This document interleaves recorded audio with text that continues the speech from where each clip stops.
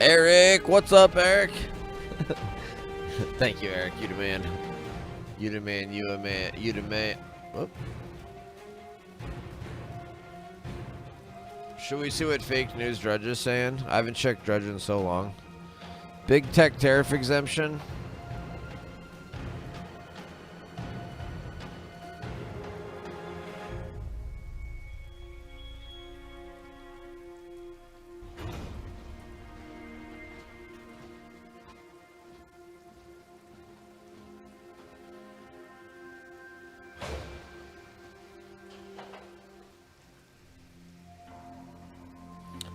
Trump's admin exempted smartphone, computers, and other electronics from so-called reciprocal tariffs.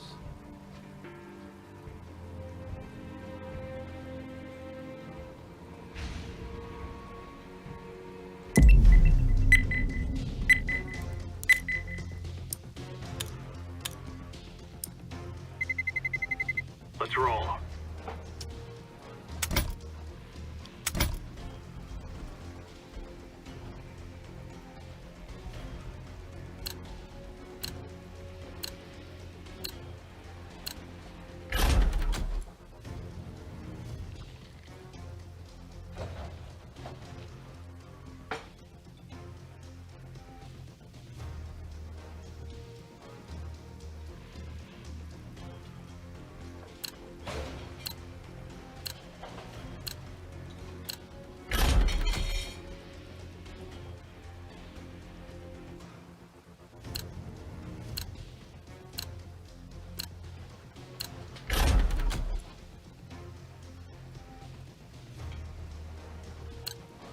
We're drinking iced tea, baby. We're drinking iced tea. And you know what iced tea has?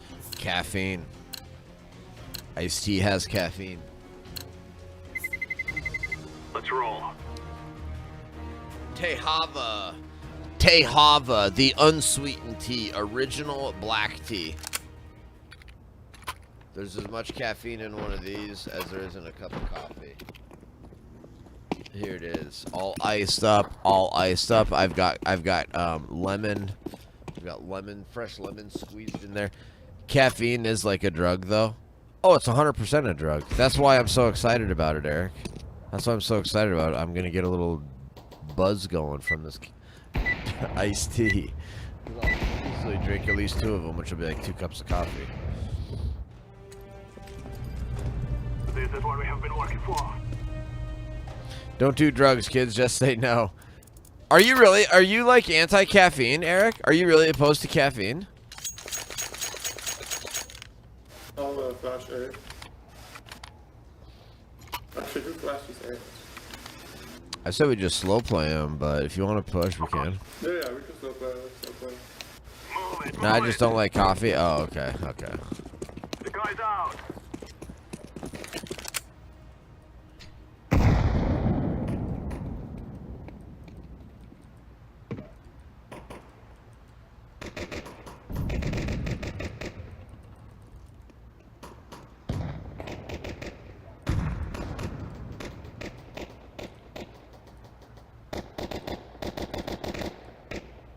Flashbang.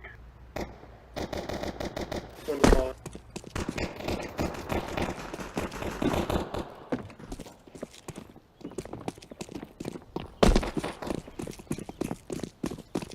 Activating the This bomb. one's bench.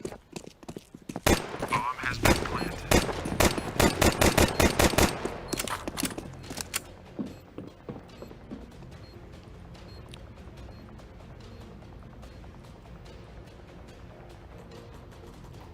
Terrorists win. You are stupid to think you will win. Boom! Got the dub. First off, got the dub. Let's go.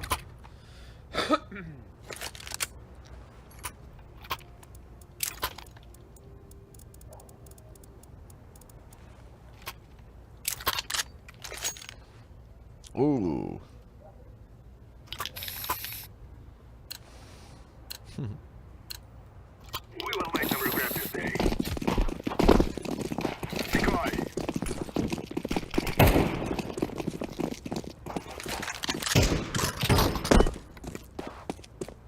Smoke.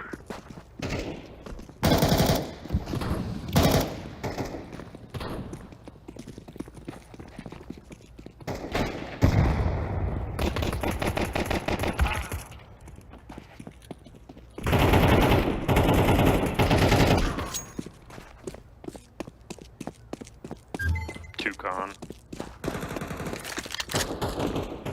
Going B with bomb, going B with bomb, going B, going B.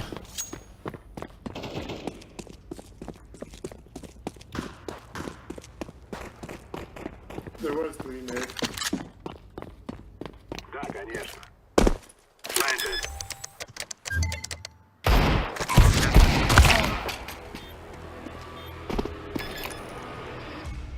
Already defusing unit say. Affirmative. Bomb has been defused.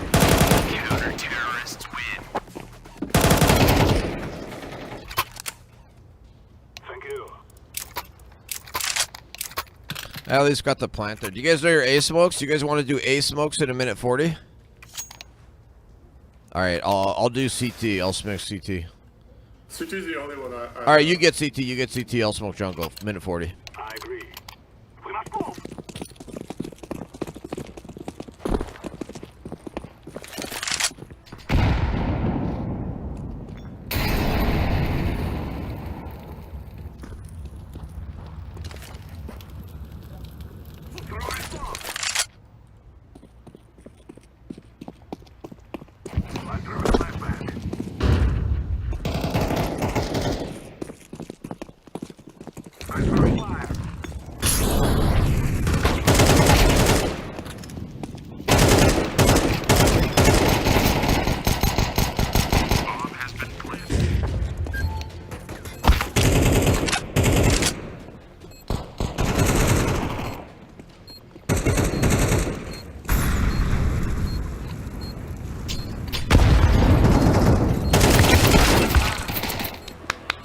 Thought I had that guy. Oh, good try, guys. I got 2. Counter-terrorists win.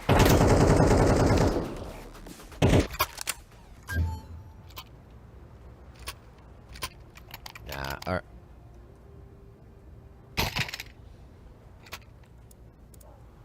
Yes, yes, yes. Thank you, brother. Alright, let's do this, let's do this. I'll fake smoke A, rotate B. Fake smoke A, rotate B. Da. Together we can do this.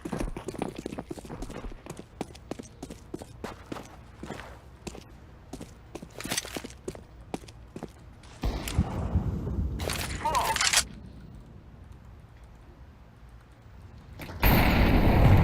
One's mid.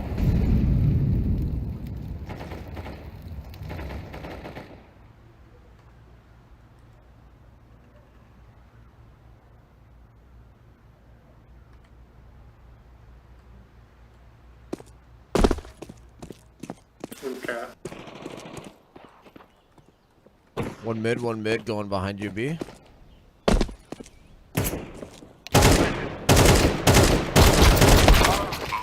Dude, what is wrong with this cross? I can't play with this crosshair. Here, cat. I copied somebody's crosshair and this thing is so messed up. Throw in the flashbang. Where is it, brother? Grenade.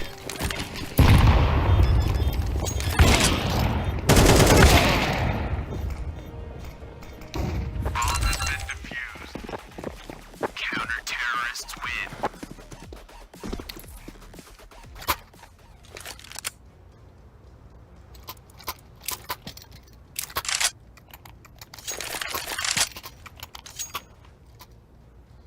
Lecture, have you ever gone fishing? Yes, Eric. I would say I've probably gone fishing maybe like 100 times. Corey smoke A again. You know, like I said, I've ridden horses. I've ridden horses probably like 5 times, 10 times max.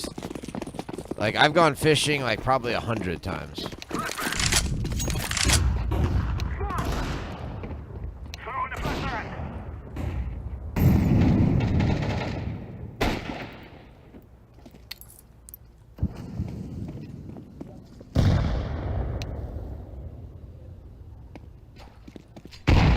Dude, I want my old crosshair back.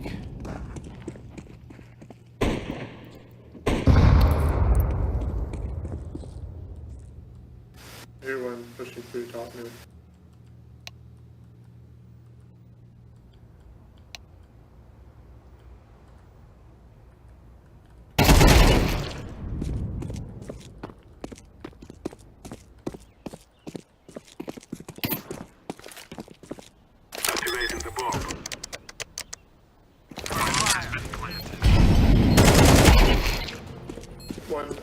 No!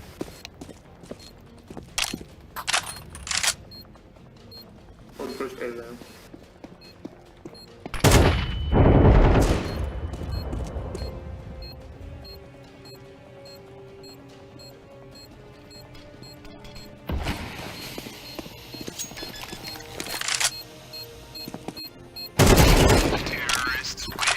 Oh, the ace! The ace!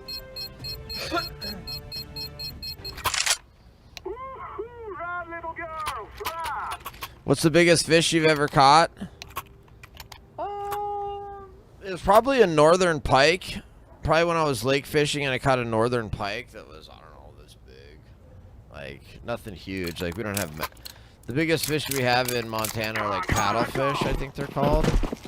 Or like prehistoric fish. Like, you can fish those. I've never gone fishing for those.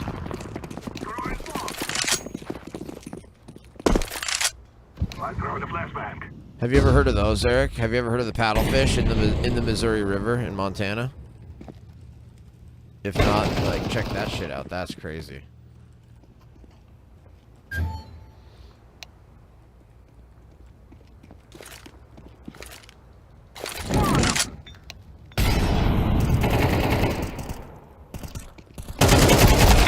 Oh!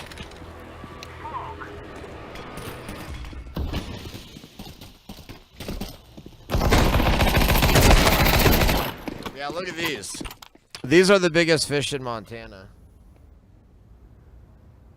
Counter-terrorists win. I've never caught one of these. But these are paddlefish in Montana. Montana paddlefish in the Missouri River. These things are massive. Fast speed. Agreed. Yes. That's fine. Go, go, go.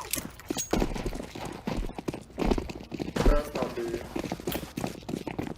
Flashbang. Smoke, I got smoke.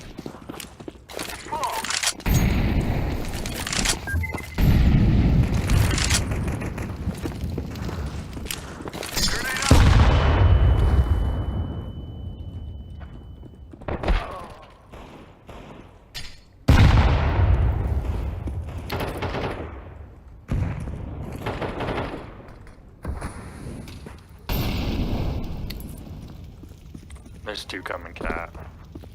Yes.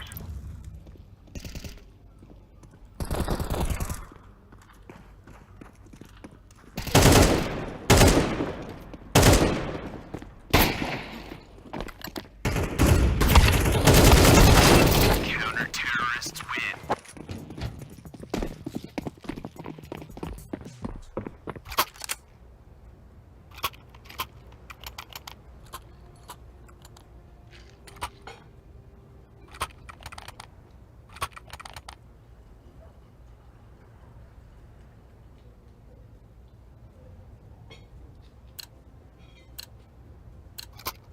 Let's go, let's go.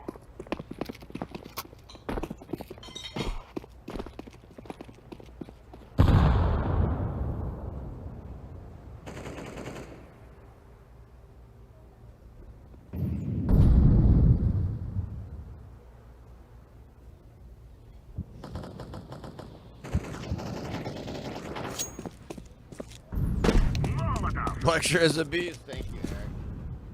Throw that up on. Put that up on YouTube. Let's go. I'm throwing a Let's grenade. go. Grenade out. Throwing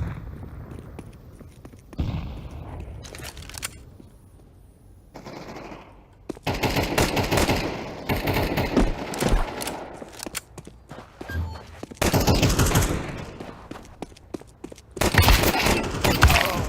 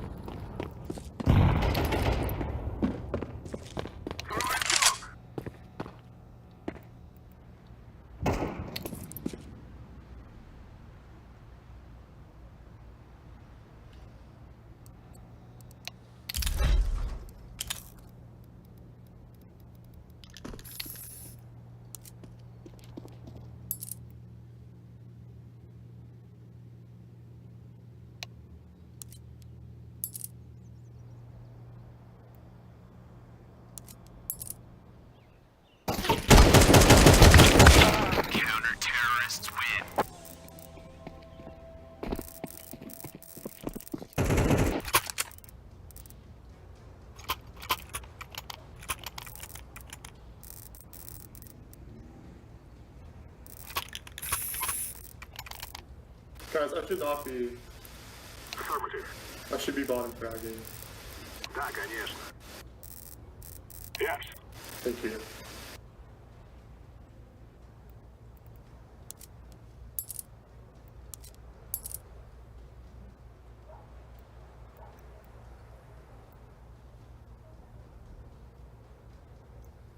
Probably call another. Of course.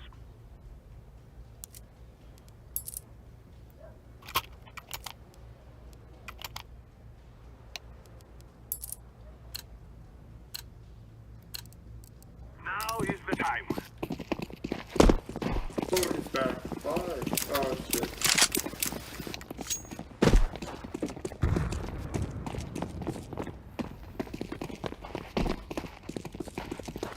Throw the decoy. I'm throwing a flashbang. Throwing a flashbang. Grenade.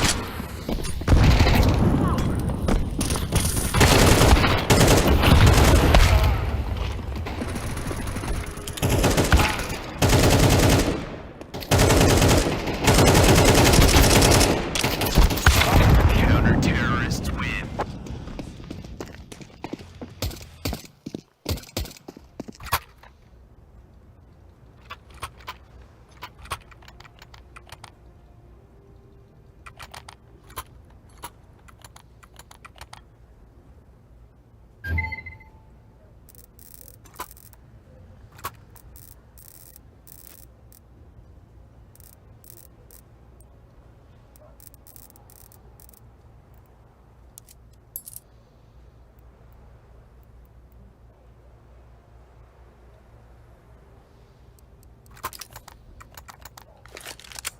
Can we have buy smokes and after we take A, we smoke? Affirmative. When you go fishing, what's your favorite bait to use? I like spinners. I like spinners. Lures. Come on, let's go. Like spinners and lures are Decoy. good. Ball. I like worms. I like worms though. If I'm gonna use actual bait. But I fly fish too. Like I've done all that different kinds of fishing.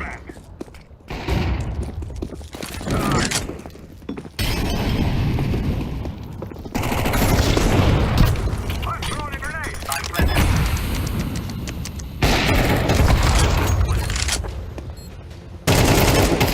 I'm throwing a flashbang.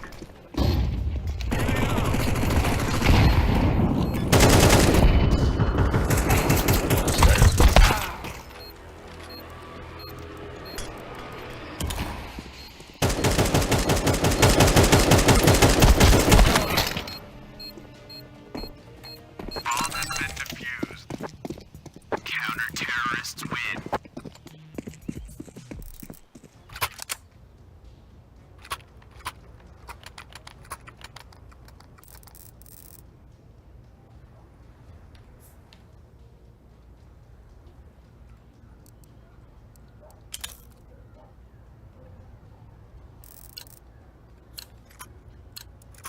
We must win. Throw the decoy.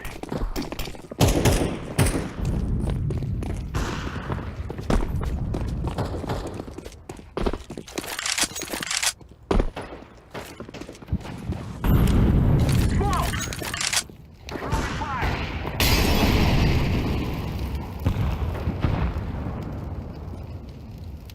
It's definitely one cat.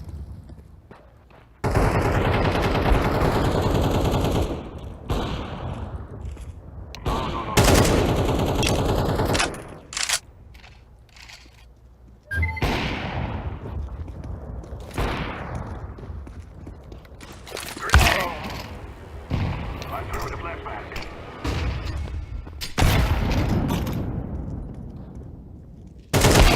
Counter-terrorists win. Dude, why is my team so bad? Why are you guys so bad?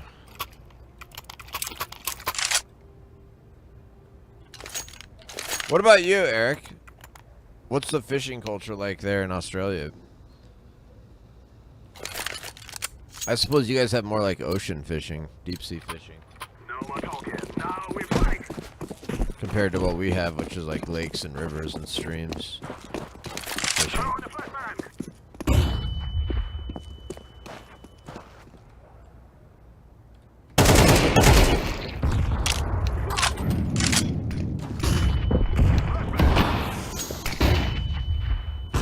I'm throwing a grenade.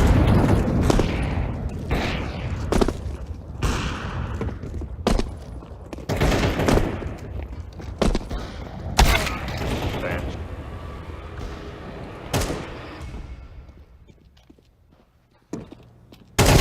Counter-terrorists win.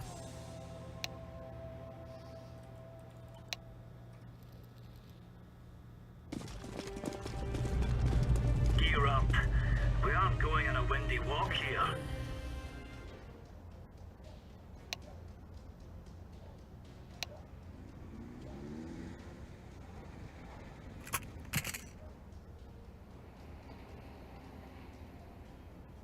What do you mean you're not 3Ks? Like you're actually 1Ks? Move. How do you guys have 3K ranks? Luck, I guess. Grenade out.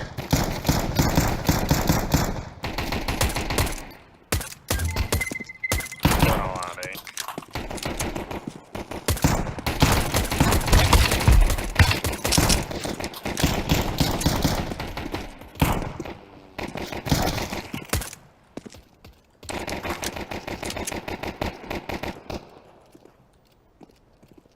Incendiary out.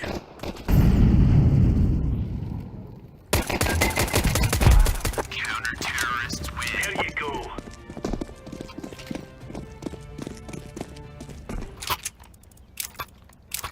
The comeback.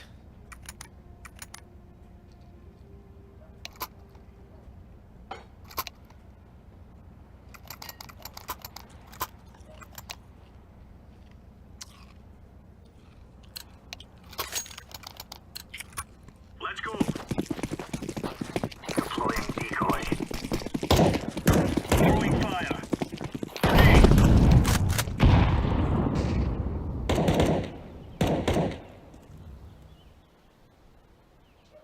Grenade out.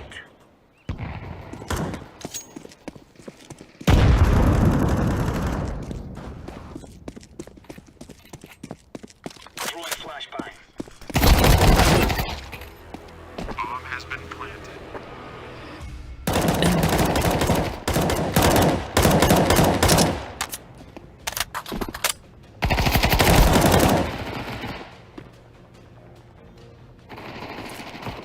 Deploying flashbang. Bench.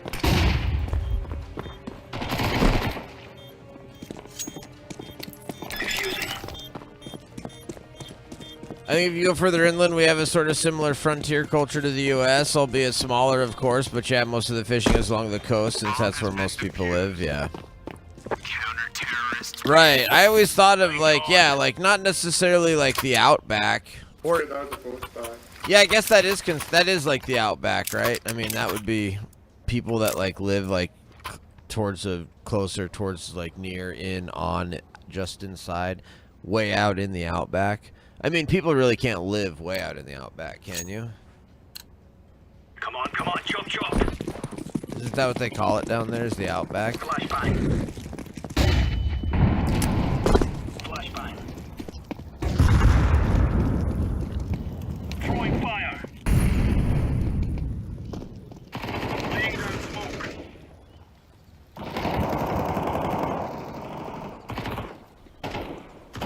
Yeah, Eric, have you ever gotten onto my Instagram? Eric, have you ever gotten onto my Instagram and like scrolled through my Instagram? Like all the way through, or? They're all gone now.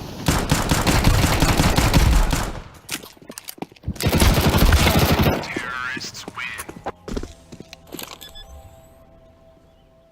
Oh, Bomb has been planted.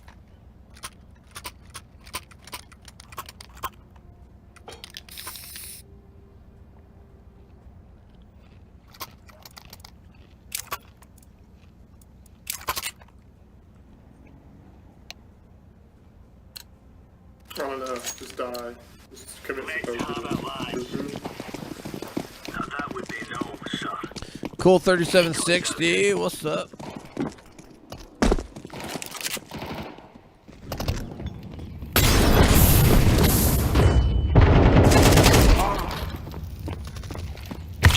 Throwing flash. Flashbang. Oh my god.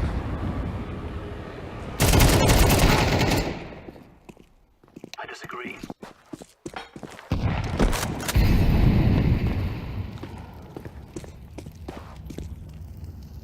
Bomb has been planted. That was awful. That was bad. But I'm kind of just hoping we lose this crap over with, because my team is horrible.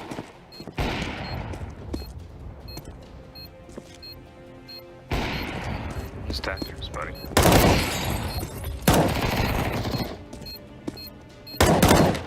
Gone.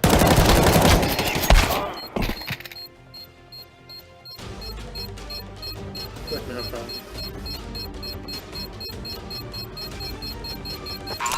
Okay, well done. Counter-terrorists win. Good stuff.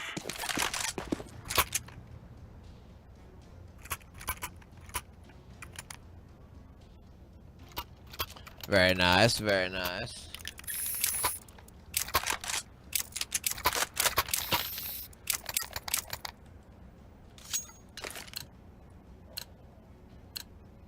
Go, go, go. Throwing smoke.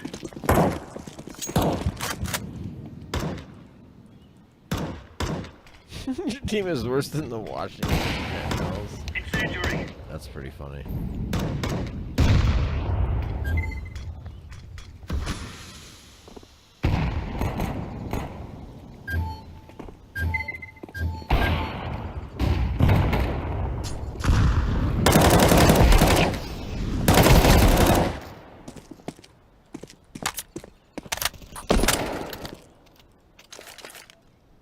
Throwing flashbang.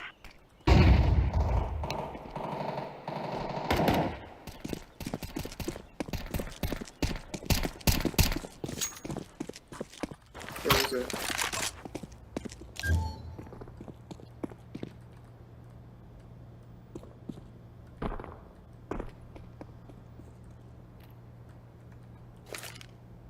Incendiary out.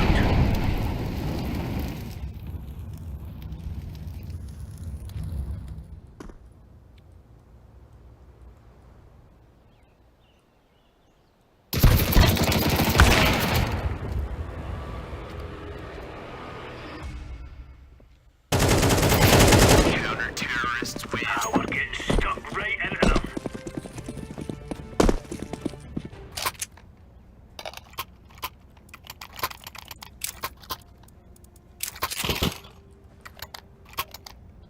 Thank you. Thank you. Thank you. Oh my gosh, Eric, you got shot again. Let's give it to the boys.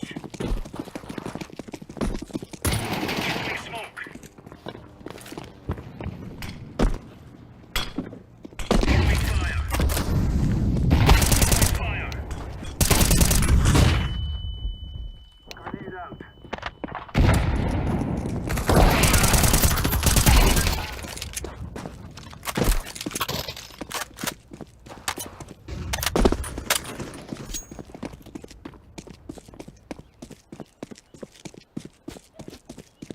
Deploying flashbang.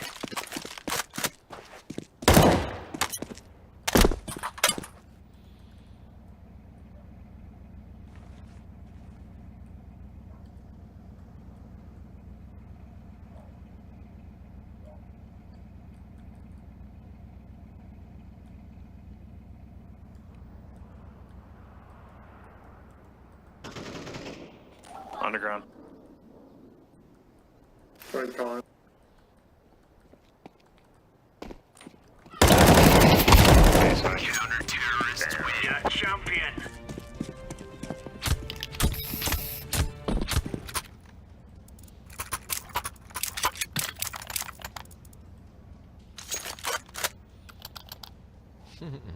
Thank you, thank you. Tyler, do you want to drop?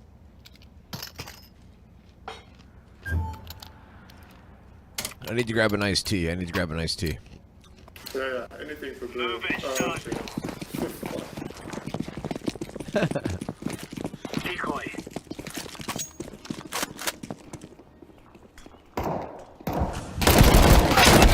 Throwing fire. Oh, they're on A side. They're on A side.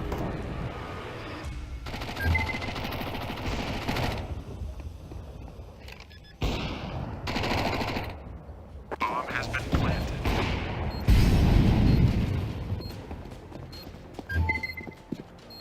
Throwing a grenade.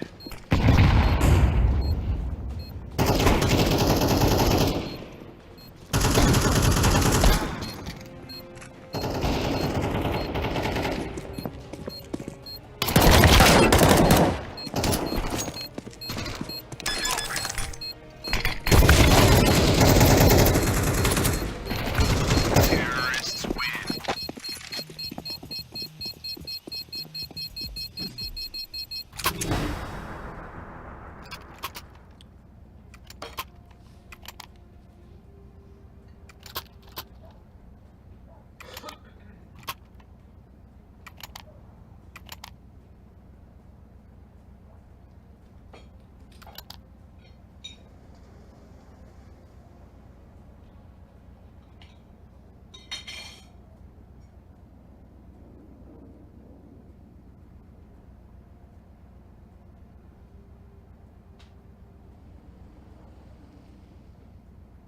Elite. No.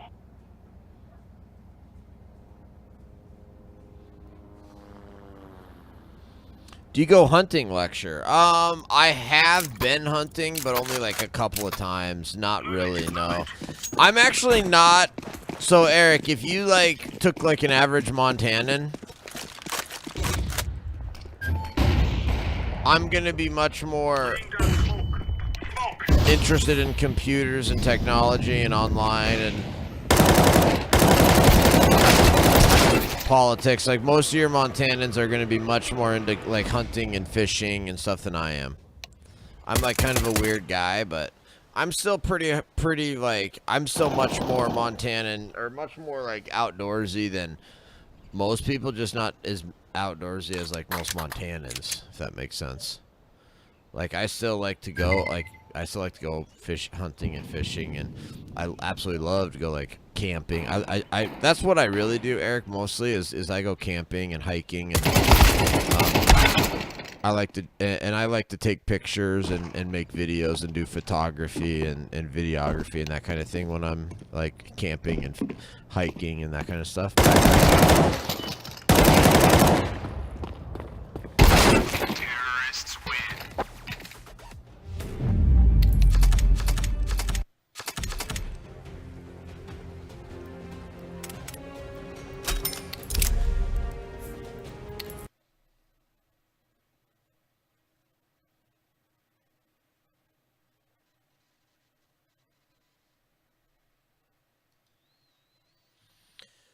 Oh man, what the heck should I do, man? The possibilities are endless. I've never played like any of these games that I've wanted to play.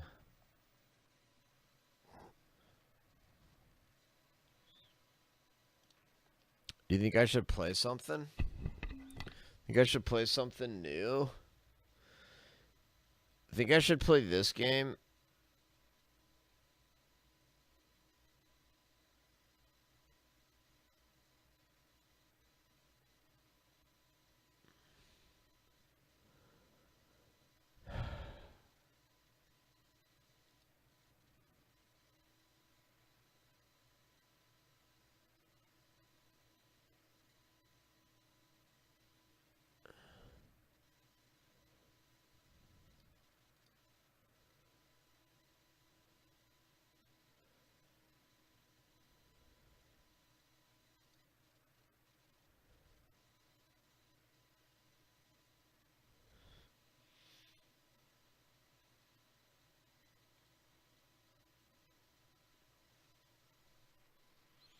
All right, we're going just chatting, guys. We're going just chatting.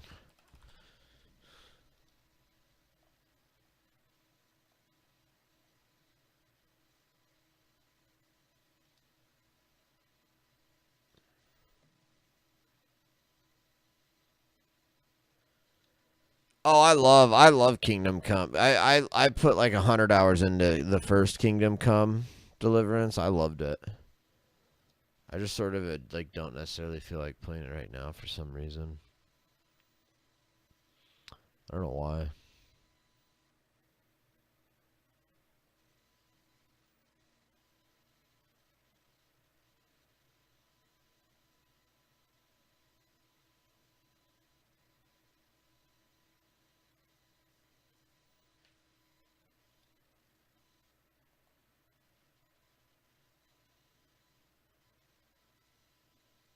The frick?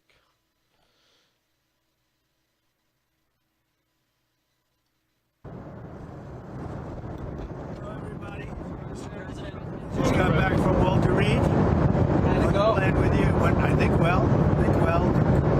Every test you can imagine. I was there for a long time. The yearly physical.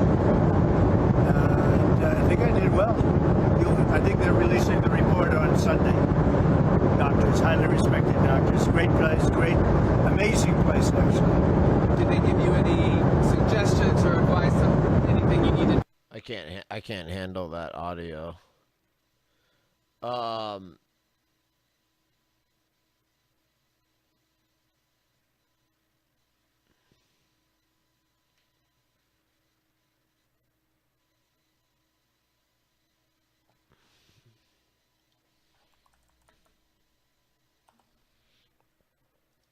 Let's see what. My name is Kate Tice. I kind of want to see what CNN is doing.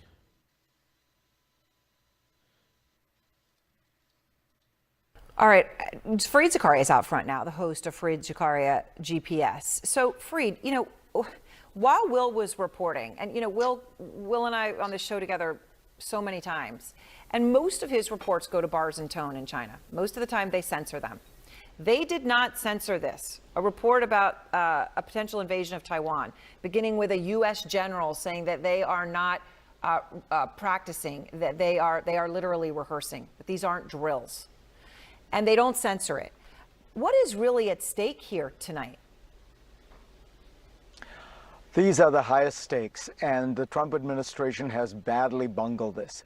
The greatest deterrent to a Chinese invasion of Taiwan, which would send, you know, seismic ripples through the world economy, through the international. Oh, I bet, Eric. Oh, yeah, because Bill Maher put out that like 15-minute video talking about how great Trump is. That was so good. Political system. The greatest deterrent was not any weapon we had. It was the fear that China had that they would be decoupled from the American economy, the economy with which they had, for the last 40 years, built a deep interdependent relationship. Trump has fired that gun pointlessly, without a plan, without a strategy. As far as I can tell, that the tariffs on China were raised to 145% simply because he wanted to save face.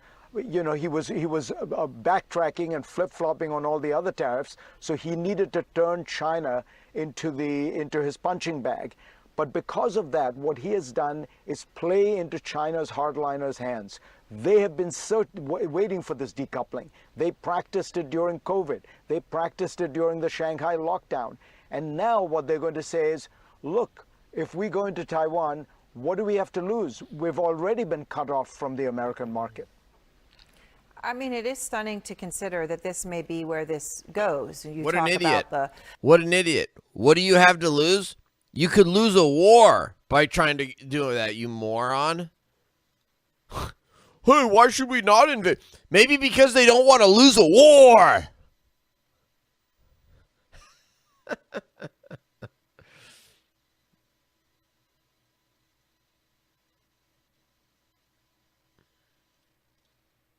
Tonight, this message is gaining steam. So let me say very simply, I want more babies in the United States of America. Well, it's led to what's called the pro-natalist movement, and it's getting more popular because of messages from Vice President Vance and Elon Musk, who, of course, has at least 13 children with multiple women. CNN's Mina Durson is out front at the 2025 Natal Conference. Whoa, Jake! Yes. Jake is on YouTube chat. What's up? How are the games going today? Not gaming, Jake. I don't know, when did you send that? There is a conference. Raise your hand if you are a mom or a dad in the room here tonight. This is the war for civilization, and we are going to win it one life at a time. We're here at NatalCon, which is a gathering of about 200 people from all over the world who have come here because they all feel very strongly that the world needs more babies. There's a civilizational catastrophe coming, and the way to solve it is to have sex. Like, that's got to be the easiest pitch in history. Birth rates around the world are plummeting, and they think this is the issue of our time. It's a massive conversation, and that's why we're here. We need to encourage more people to get married and have kids. We need those people to be the people of the future. Many countries are no longer having enough kids to replace. How is this like? They're literally trying to pitch this as this is insane. These are extremists. Steve Jackson, what's up? You're an extremist if you want people to have kids. Like, you're an extremist right winger if you want people to like get married and have kids. Like, what? Replace their populations. Some experts predict this will cause labor shortages and inflation, permanently changing the economy. The people most passionate about this call themselves pronatalists. People are like, why are high fertility people always so weird? Malcolm and Simone Collins have 4 kids, soon to be 5, and are some of the loudest advocates for pronatalism. What we've seen is pronatalism and demographic collapse have become the global warming of the right. Some of the first people who really recognize the scale of the problem are major players in the White House right now, like J.D. Vance and Elon Musk. The birth rate is very low in almost every country. And unless that changes, civilization will disappear. Elon Musk's fixation with population collapse has pushed pronatalism into the spotlight. His tweets about NatalCon helped double attendance for this year's event, where the tickets cost $1,000. Yes, I spent all of my savings coming here, actually. Do you want to have kids? Yes. You don't have kids? No, not How many do you want to have? Well, minimum 5. I want to have my first at 22, and then I want to have so you gotta get on that. Yeah, I know. Organizers said they heard a lot of interest in matchmatching, so they Yep, gave yellow guess, you know it, wristbands guess. to singles to help them find each other. You have a yellow wristband. Yes. So you're and you're open to mingling. Yes. Well, yeah. Have you met anybody good? Well, I'm not sure if you can tell. Yeah. But there's a lot of lads here. There's not that many ladies. The speakers are largely dry economist types, focused on tweaks to boost birth rates, from tax credits. Zodicide, that was all BS. Zodicide, all of that like overpopulation, like that was all complete pseudoscience, BS, left-wing slop. That's what happened, Zodicide. It's to housing. But politically, the vibe is It was firmly the opposite. right-wing. It was the opposite of marginal the truth. people need to go back to the margins. We want to raise families. The left is raising pride flags over cat shelters. In 2024 actually did have a slight uptick in births. Bad news. It was just the anchor babies from the illegal immigrants. It's pretty difficult to draw a neat, tidy circle around everybody here. The far right or the extreme right, like, we would like to have more babies, but we would like to have more of our babies. On the other end, people like, more babies are always good, whether it's babies or immigrants. And the other axis, trad Catholics, Mormons, and then like a kind of tech bro or tech futurist genetic selection of embryos, trying to refine the quality of the babies that are born. Because the Collinses are building their family through IVF, using experimental testing to rank embryos for traits from health risks to intelligence, they get one of the biggest criticisms of pronatalism, that it's code for eugenics. Eugenics is when you say, these are good traits, these are bad traits. This is just people choosing among their own embryos. We're not talking about sterilizing people or all the classic problems that are out there with eugenics. Ahead of the conference, press coverage called out some speakers as race science promoters and eugenicists, and students accused the event of hosting Nazis, a criticism organizer Kevin Dolan dismissed. You can't be governed by people calling you names. I think that these ideas, they're not going to come from people who don't want to hurt any feelings. Do you feel like there's a risk of alienating people with the kind of speakers you've selected and that tenor? Of course. And is that a risk for the larger cause? I mean, yeah, some of those people are polarizing. They're my friends. And I'm not going to chuck them under the bus. We can't let the right own things that are that fundamental. Paul Constance was the only liberal we met the whole weekend. I'm here because I think it's a really big topic, and progressives need to be in the conversation. Why is this such a big deal to you? So I have kids in their 20s. Young people today feel very hesitant or unable to form families. It's very easy to talk about cat ladies and to imply that people on the left don't care about kids. It's much harder to actually... Yeah, no, Zodicide. America's fine. We aren't running out of resources. No. Actually, Zodicide, what we're actually facing is population collapse, Zodicide. If you're not aware of this, not only the United States, but the entire Earth, the entire world is facing worldwide population collapse, if you didn't know. Actually put forward policies that would make everyone of any political stripe be more inclined to form a family. I think that one of the things that often gets skipped over in any discussion of natalism today is kind of the actual lives of women who make decisions about whether or not to bring a child into the world. Don't forget about the ladies. Don't forget about the people who have the babies. And I think you can see that crowd is pretty homogenous, very white, largely male. You know, we heard many of the speakers had to drop out because they were pregnant. So lost a lot of women that way. A lot of men told us they were there repping their wives because, you know, when you have a big family like that, you can't travel to a conference. It becomes very expensive and someone has to do that childcare. So I think this lack of diversity kind of shows. Blah, blah, blah, blah, blah, blah, blah, blah, blah. CNN investigates the rise of extremism. This is gonna be hilarious. People go! Let more people go! Whatever you'd like from the comfort of the sidewalk and the car. Trump is our president!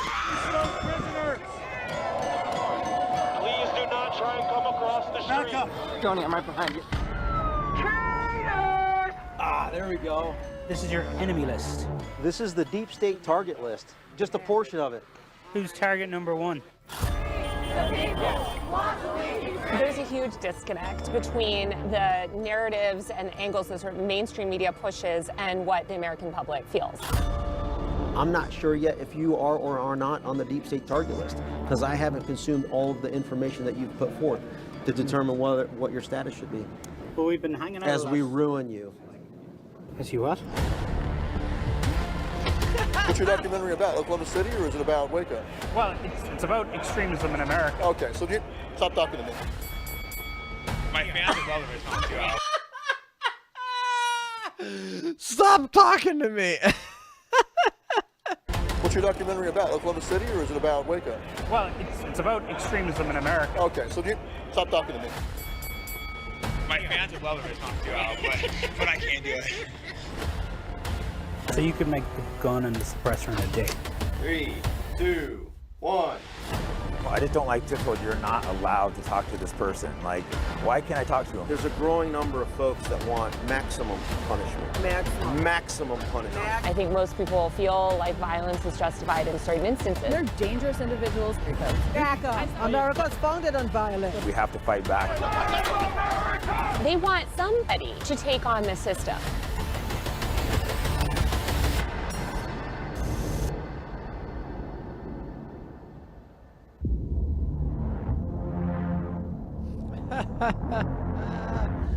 This is hilarious, man. This is absolutely hilarious. The January 6th insurrectionists betrayed our country. Traitors! Traitors! Cowards! Traitors! Ashley Babbitt was a domestic terrorist! Traitors! There we go. With the Capitol in the background. Well, true. The General Flynn unmasking, impeachment hoax, 2020 election. So this is your enemy list. This is the deep state target list. Just a portion of it. Some of the high value targets, if you will. Who's target number one? I'd probably say Nancy Pelosi. All right. Yep. Ivan Raiklin is a far-right extremist. Yeah! Just hit the deep state right in the heart. So who do you think was ultimately responsible for the attack on the Capitol? Grumple, what's up, Grumple? Good to see you, my man. Is this documentary about Dems setting tests? Not a single thing about that yet. No, Zodicide, not a single thing. So I would say probably me. I'm the one. President Trump retweeted a memo from an individual named Ivan Reichland. I would say just hit the deep state right in the heart. So who do you think was ultimately responsible for the attack on the Capitol? So I would say probably me.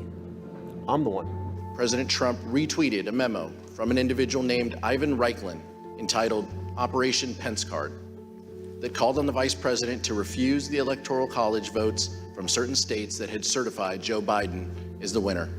So my legal strategy forced Nancy Pelosi to conduct the deliberate breach and facilitate the deliberate incited entrapment of January 6th. That is why I'm responsible. Exposing the Nancy Pelosi Fedsurrection of January 6th. He promotes the conspiracy theory that January 6th was a setup. Some people call it a entrapment, a Fedsurrection, a parliamentary coup. Your shirt, it has a list of names of the Retribution tour. And he's got a retribution list. The Biden laptop cover-up, the COVID-19 pandemic. For those he believes have wronged President Trump and the American people. Jim Clapper, right? Mike Hayden, Brian Kemp, Brad Raffensperger. The list goes on and on. I prefer the term retribution. Liz Cheney, we're coming for you. Adam Kinzinger, we're coming for you. You mentioned Pelosi. What do you think she would be charged with in this scenario? I mean, simple statute. This is treason. Yeah, absolutely. And I would like to see at the end of the due process, lawful capital. There are a couple of pro-Pelosi bullet points, though. I mean, if you match your stonk trades, you'll make like 10x market returns easy, and then also that... punishment. Will you be disappointed if in 12 months from now somebody hasn't been executed for treason? I think the nation will be furious. He says even I could be a target. I'm not sure yet if you are or are not on the deep state target list because I haven't consumed all of the information that you've put forth to determine what your status should be. But we've been hanging out as we ruin you. As you what? Just like you ruined us. An eye for an eye.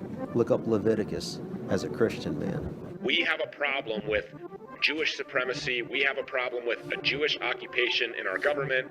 Technology has transformed extremism in America. It's your body, my choice. A fire hose of hate is served to millions of us every day. They are reviewing a purported manifesto. Mass shooters publish manifestos online.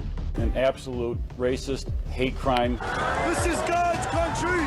Election deniers stream live as they attack the U.S. Capitol. We are the revolution! The fringe is going mainstream. And Trump is here to take down those satanic cabals, pedophiles. You know this already. With the cute military army. Save the children! Some believe we are on the brink of a totalitarian state. Who actually runs the government? Some believe our government is totally controlled by corporations or a cabal. And some see themselves as crusaders in a fight for good versus evil.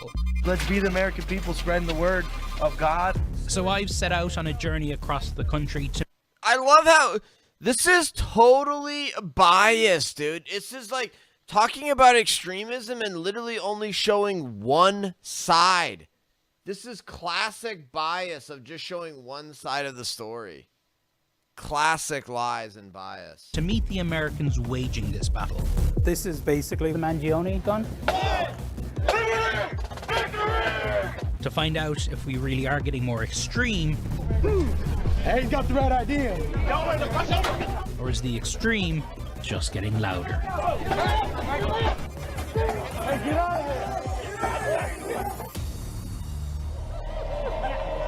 We're not finished yet. We got a long way to go.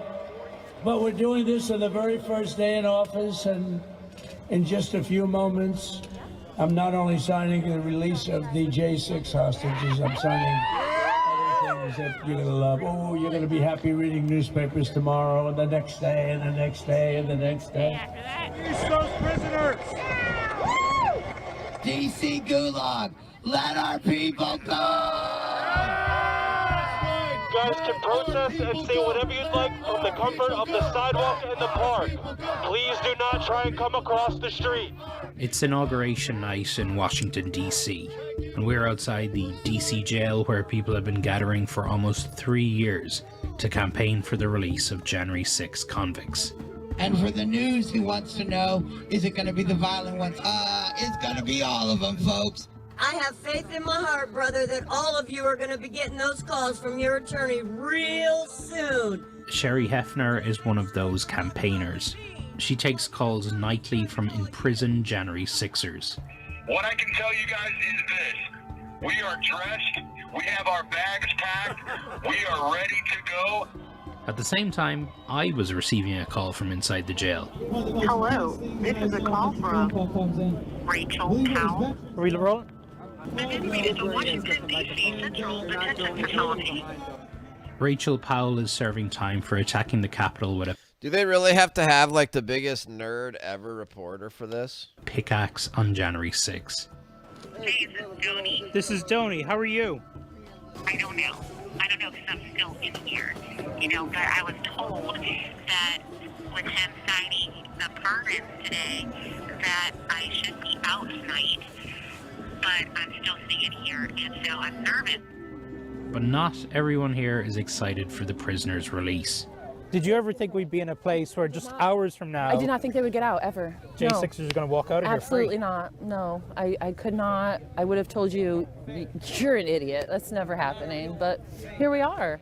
Bree Chapman is one of the few signs of the resistance here in Washington on this inauguration night. She's been counter-protesting at Freedom Corner for years. I would come down here with a megaphone. I got very personal. There are a lot of protesters for MAGA that will just, say like Trump or generic stuff. But I have spent, I think, going on 3 years focusing on these people. In 2022, she destroyed a memorial for Ashley Babbitt. Wow, this lady is straight up evil. By police on January 6 after entering the Capitol. Mama Mickey, we love you, honey. Ashley's mother, Mickey, founded the nightly vigil outside the jail. Where you at, Mickey? Is the point to make their life hell? It's not to make their life hell. They're making our life hell, and they're dangerous individuals. Here he comes. Who are these guys? This is Oreo Express. He was actually at the Capitol on January 6th. He's the one that and this threw is the his flowers away on the Capitol. Ashley Babbitt. I actually stomped on her memorial. Anyway, this is Trump is your president. Trump is your president. J6ers are being pardoned. J6ers are being pardoned. Yeah, J6ers are So, are you okay with this? I'm fine. Let them show themselves. She's a psychopath. And here's Ashley Babbitt's mom, Mickey. They all know that. They've been here. Where you I know, been? You're late, bitch. I've been here all day. Wow. This is insane that people want to spend their... I feel bad for Ashley Babbitt's mom. And this lady's obviously extremely lost. It's like, man, good for these people for paying attention and being involved, though. That's what I say. Like, I think here our problem is people are not paying close enough attention. Our problem is not that you've got like some people that are obsessed with politics and like have some crazy ideas about it. That's not our problem. CNN's got this so backwards. I was in the bar with you, Mickey. You didn't even see me. I saw you drinking. I saw you drinking alcohol in the bar. The insults go back and forth and back and forth. Talk about stalking. Talk about stalking. Move. Before a police officer eventually I love intervenes. gerbils. What up? Is it a trespass order? Correct, Zodicide, yeah. You know my name, Sergeant Jackson. For my own safety, that's why we're doing this. Go take care of your kids! Despite Trump's orders, it's getting late, and there are no signs of prisoners being released. We need to get the marshals. The guards inside are threatening force against our men, and they are messaging out, begging us for help. Tony, I'm right behind you. Joni O'Sullivan, who's outside the detention center where some people may be released. Joni? Hey, Anderson, yeah, in the last few minutes, all these demonstrators all rushed towards the main door of the jail. We're not sure quite what is happening. Some of the people inside this prison are hoping to make it to the inaugural balls tonight. There is a target if they're released. Yeah, okay. We're going to move down here, Anderson. Put the press back. Push the press back. Cameras right here. Everybody back up. We're back where we were.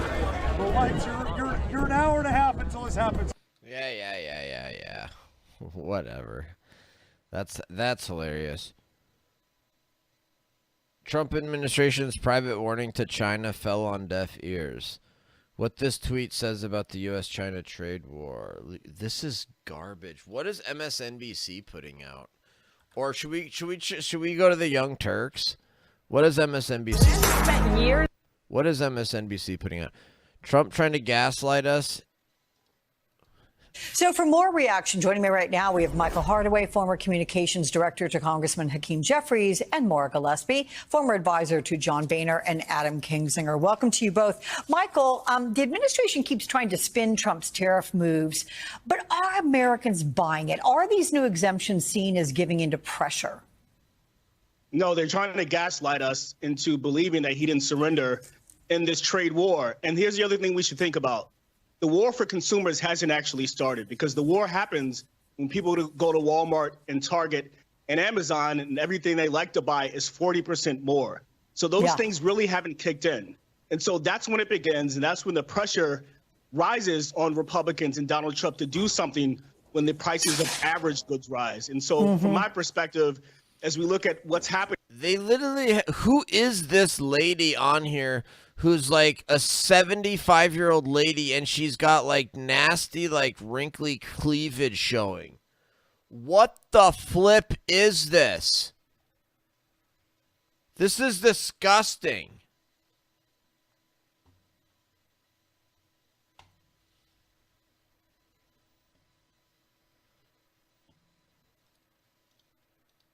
The Trump administration escalating its war on transgender Americans yesterday, moving to pull all federal education funding from the state of Maine after officials there said they would not comply with Trump's demands, including banning transgender students from girls' sports. Good. The move could cut millions in federal money from all K-12 public schools across the state. Adding insult to injury, Trump's Department of Education also referred its investigation to the Department of Justice for, quote, further enforcement action. Good. Joining me now is Charlotte Clymer, activist and writer of Charlotte's Web Thoughts on Substack. Charlotte, it is a privilege to spend time with you today. Let's start with what's happening in Maine. That feud between the state and the Trump administration centers around a Trump executive order that was banning transgender athletes from women's sports. But you know what, Charlotte, I want to note this because it goes even farther. Trump wants Maine to agree that his policies outweigh Maine's Human Rights Act, which provides protection for transgender people in all areas, not just in sports. And withholding these federal funds will keep kids in Maine from being fed in schools and child care centers and will hurt disabled adults.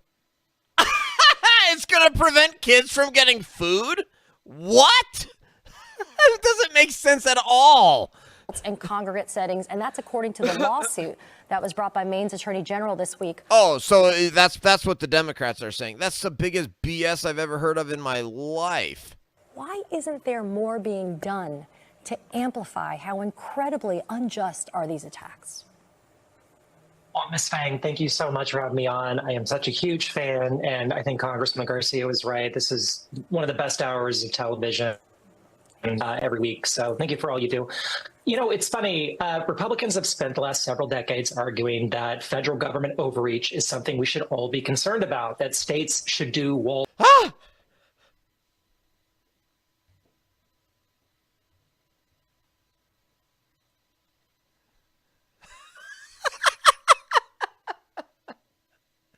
Who is the Fox News host? I love gerbils. Who are you saying is a Fox News host? You. Oh. Oh my word. This is insane, man. The leftists are, oh, this is hilarious. The soul of America. All right, some major developments this week in the cases of Mahmoud Khalil, Yes, a get him Columbia out! graduate student Get him detained out! by ICE, and Kilmar Abrego Garcia, Bad a boys, Maryland what up? father mistakenly deported to a notorious prison in El Salvador. Together, their stories have become flashpoints in a much larger struggle over who we are as a nation and who we are becoming. On Friday, an immigration judge in Louisiana ruled that Khalil, a legal U.S. resident, is eligible for deportation. Khalil was arrested last month. Get him out!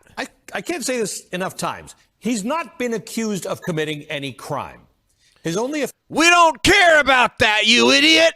offense appears to have having participated in campus protests and writing against Israel's war in Gaza. Remarkably, the Trump administration has claimed that non-citizens who express views which do not comport with its own can be removed from the country. That logic is... Yeah! He has no right to be here. He's not an American citizen, you jerk. He has no right to be here. If we don't like him, we can kick him out. Chilling, considering we have an entire constitutional amendment protecting speech. Khalil's attorneys say they plan to appeal Friday's ruling. Meanwhile, a federal judge in a separate case has temporarily blocked Khalil's deportation while it reviews whether the Trump administration... Yeah, exactly. He lied on his visa application or his green card application. He said he didn't support terrorist organizations when he actually does. Has violated Khalil's constitutional rights. Important to understand that constitutional rights apply to more than just American citizens. Also on Friday, a federal judge slammed the Trump administration for failing to comply with her prior order to bring home this man, Kilmar Abrego Garcia, after ICE agents arrested him and had him flown to I'm going to be charitable about this, a maximum security prison in El Salvador. It's a terrible place. Like Khalil, Garcia had no criminal record and had a previous court order. Okay, let's just see how terrible it really is. Let's just see how terrible CCOT really is. What is CCOT like? Yo! Audi Glaze with the resub. Thank you, Audi Glaze, for 41 months for a tier 1 even. Massive, man.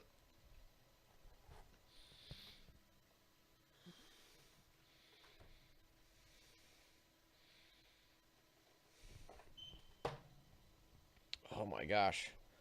Thank you so much. Oh my goodness, now I can't freaking see.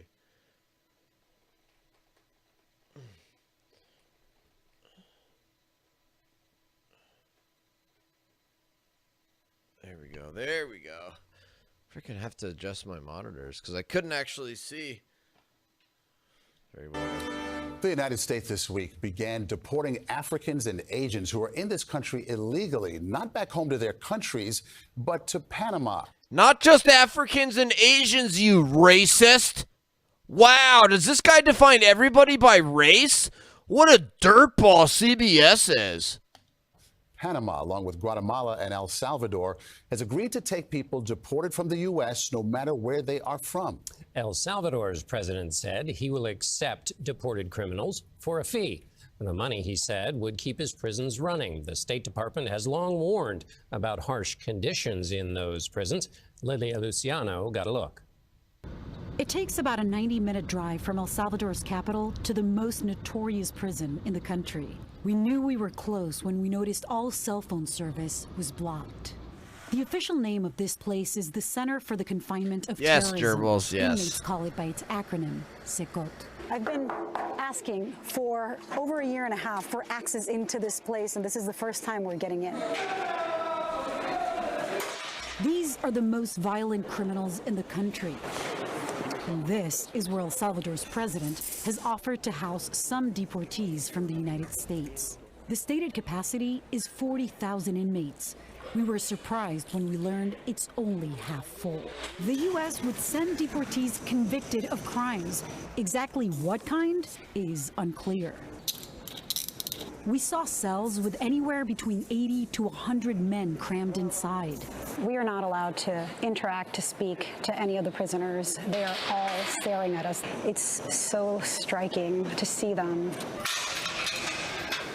Inmates are outside of their cell for just 30 minutes a day, and no visitors are allowed. Yeah, good. Is it possible to get a tattoo like this if you're not a gang member?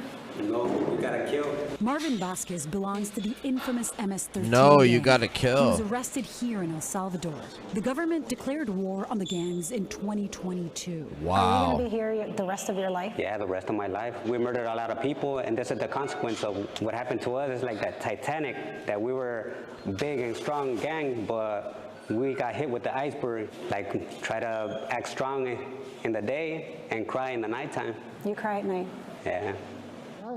Most Salvadorans Wow. support President Nayib Wow. Bukele's efforts to Yeah. lock up gang members. Yeah, we do support Nayib Bukele, and we support sending American illegal aliens down there, too. But advocates for migrants in the United States worry this is no place for anyone but the most dangerous people. Kyra, what's up, Noah Kyra? Berg is the Welcome. executive director of Cristos. We're looking at how the mainstream media is like, oh my gosh, this El Salvador prison's so bad. This El Salvador prison's so bad. But we can't send criminal illegal aliens down there. It's like, oh my god. But no concern for the little American girl that gets raped and murdered by the illegal alien here in the United States. No concern about that. But so much concern about these harsh conditions at CCOT. A human rights organization. When you heard that Bukele offered to receive U.S. deportees, what came to mind? I worry about the idea that people who are undesirable in the United States can just be sent to basically a transnational penal colony without any... You're an illegal alien! ...guarantees of rights or due process. And Lilia Luciano joins us now. Extraordinary access, Lilia. I know you had to be afraid, but how likely is it that migrants from here are going to be sent there? Okay, that's a good question. Look, the agreement is that the people who would go to prisons would be convicted of crimes, but El Salvador can receive deportees of all kinds. Exactly, We've seen in Kyra. Guantanamo, we thought it was Exactly, gonna be Kyra. people who were violent, and half of them don't have a. Oh, give me a break. All right, I need to get some more ice, and I need to get one more lemon. That explicitly protected him from deportation to El Salvador. That didn't stop the Trump administration from arresting him and shipping him out of the country in what they now claim was an administrative error. What has followed since has been nothing short of a Kafkaesque nightmare. After multiple hearings in which government lawyers failed to provide any updates on Garcia's whereabouts, or mind his status, his whereabouts, a frustrated judge, Paula Zinnes, on Friday ordered the Justice Department to give her daily updates on efforts to bring him back. The order came just one day after the Supreme Court issued a ruling upholding Zinnes' original order directing the government to facilitate his return. But, it's a big but, there was a catch. The Supreme Court justices ruled that Judge Zinnes clarify what she meant when she ordered the administration to effectuate Garcia's return, warning that the district judge, Zinnes, must consider the executive branch's authority in foreign affairs when crafting the scope of her order. It is an ambiguous ruling, to be sure. What counts as a valid effort to facilitate his return has been left unclear by the Supreme Court. Is an attempted phone call to El Salvador's leadership enough? Will token efforts carry the same weight as a serious good faith effort to secure his release? Despite the ambiguity from the Supreme Court, Judge Zinnes quickly responded by amending her order. She called on the Trump administration to take all available steps to bring Garcia home, quote, as soon as possible. She's trying to leave not too much room for interpretation here. The Supreme Court's ruling, meanwhile, was brief and it was unsigned. Now, in case you're wondering why that matters, it's another decision that's been handed down on the court's so-called shadow docket. The use of the shadow docket to hand down rulings has become increasingly common under the court's conservative majority. And here's why it's troubling. The shadow docket, also known as the emergency docket, was once reserved for either low-stakes or emergency procedural decisions. Now it's being used to make consequential rulings without the justices having to attach their names to legally dubious rulings. Justice Ketanji Brown Jackson recently called out her conservative colleagues for abusing the tool in another case involving the Trump administration's deportations of Venezuelans. Sorry, guys. I feel bad I had to subject you to this just absolute trash. Under an 18th century wartime law. What's up, Num? Also came through the shadow docket.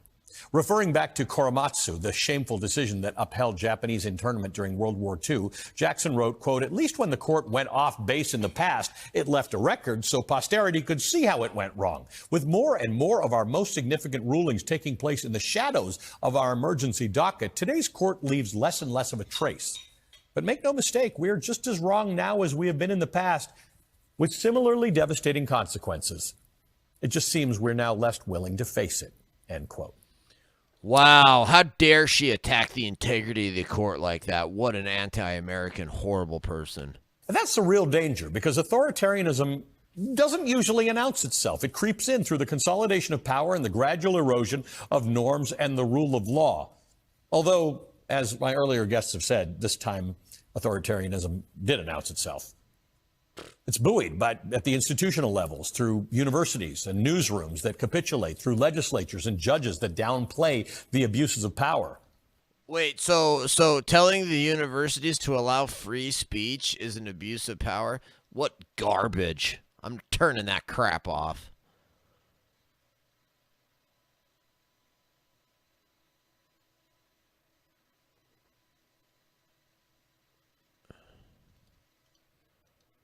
This week, California Governor Gavin Newsom joined the growing list of officials calling for the release of Venezuelan national Andrés José Hernández Romero, who was deported last month to a maximum security prison in El Salvador under the Trump administration's interpretation of the Alien Enemies Act. We've just been discussing that.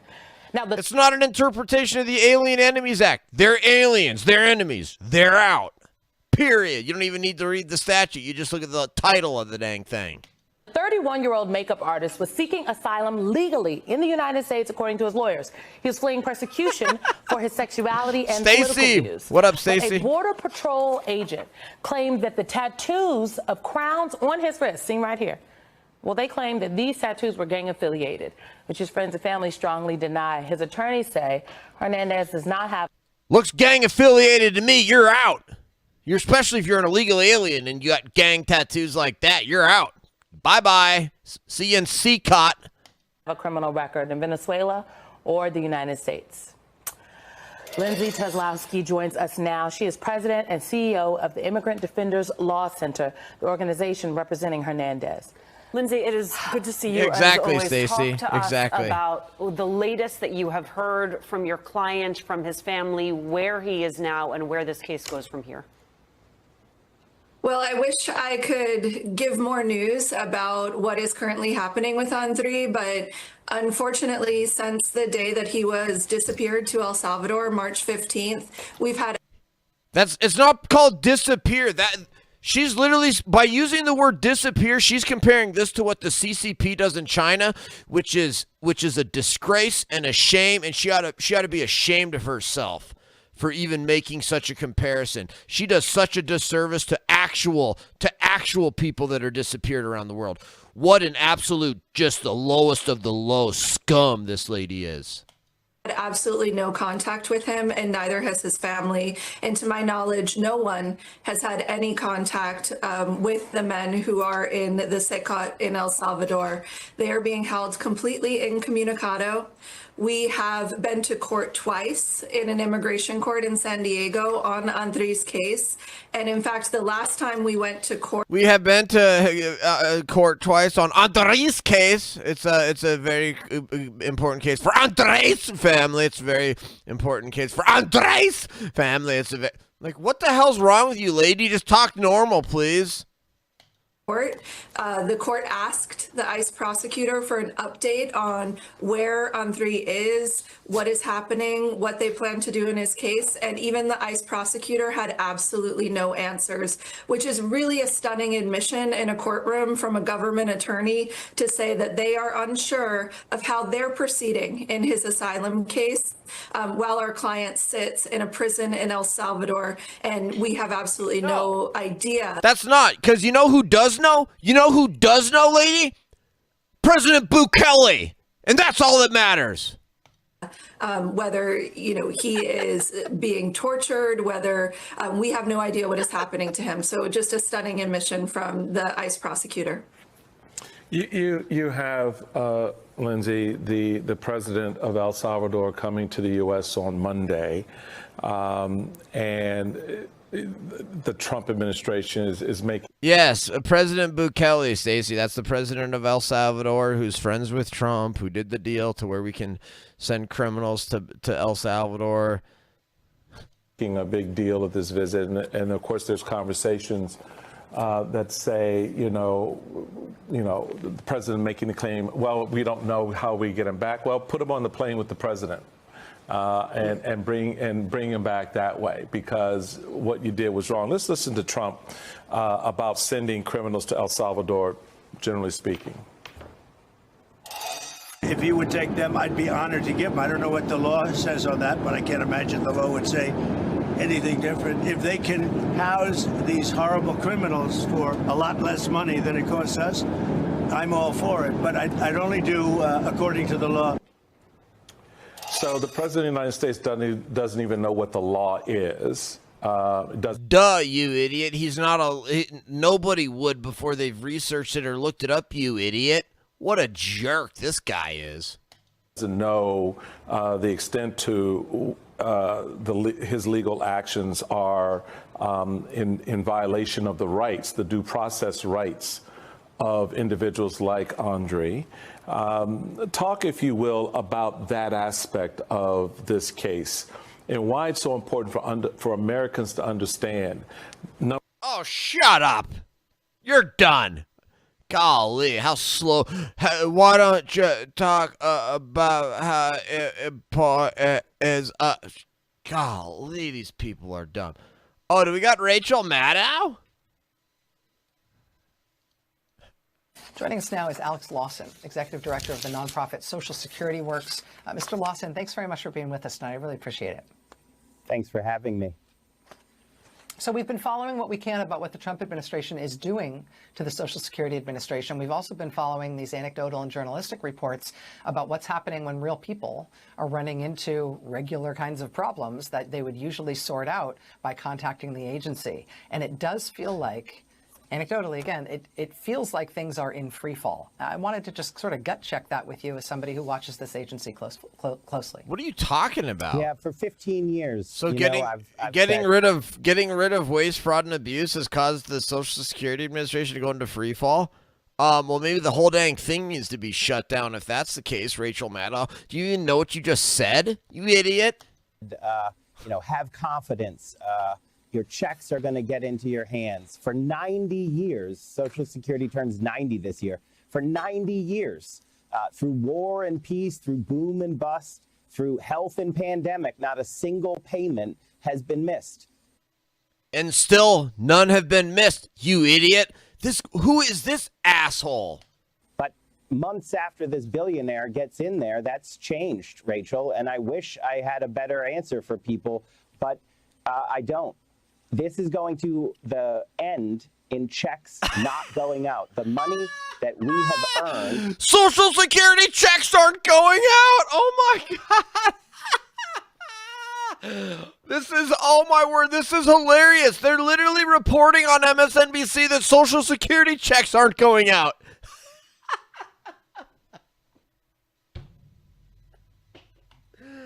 Oh my gosh, they can't stress how important this is, guys.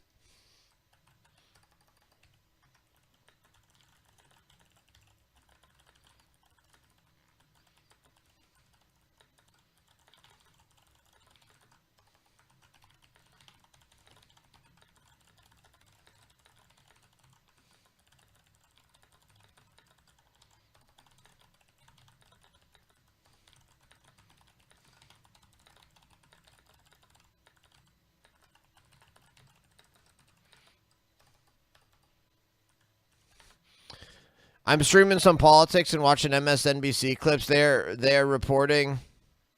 I'm just gonna say Maddow.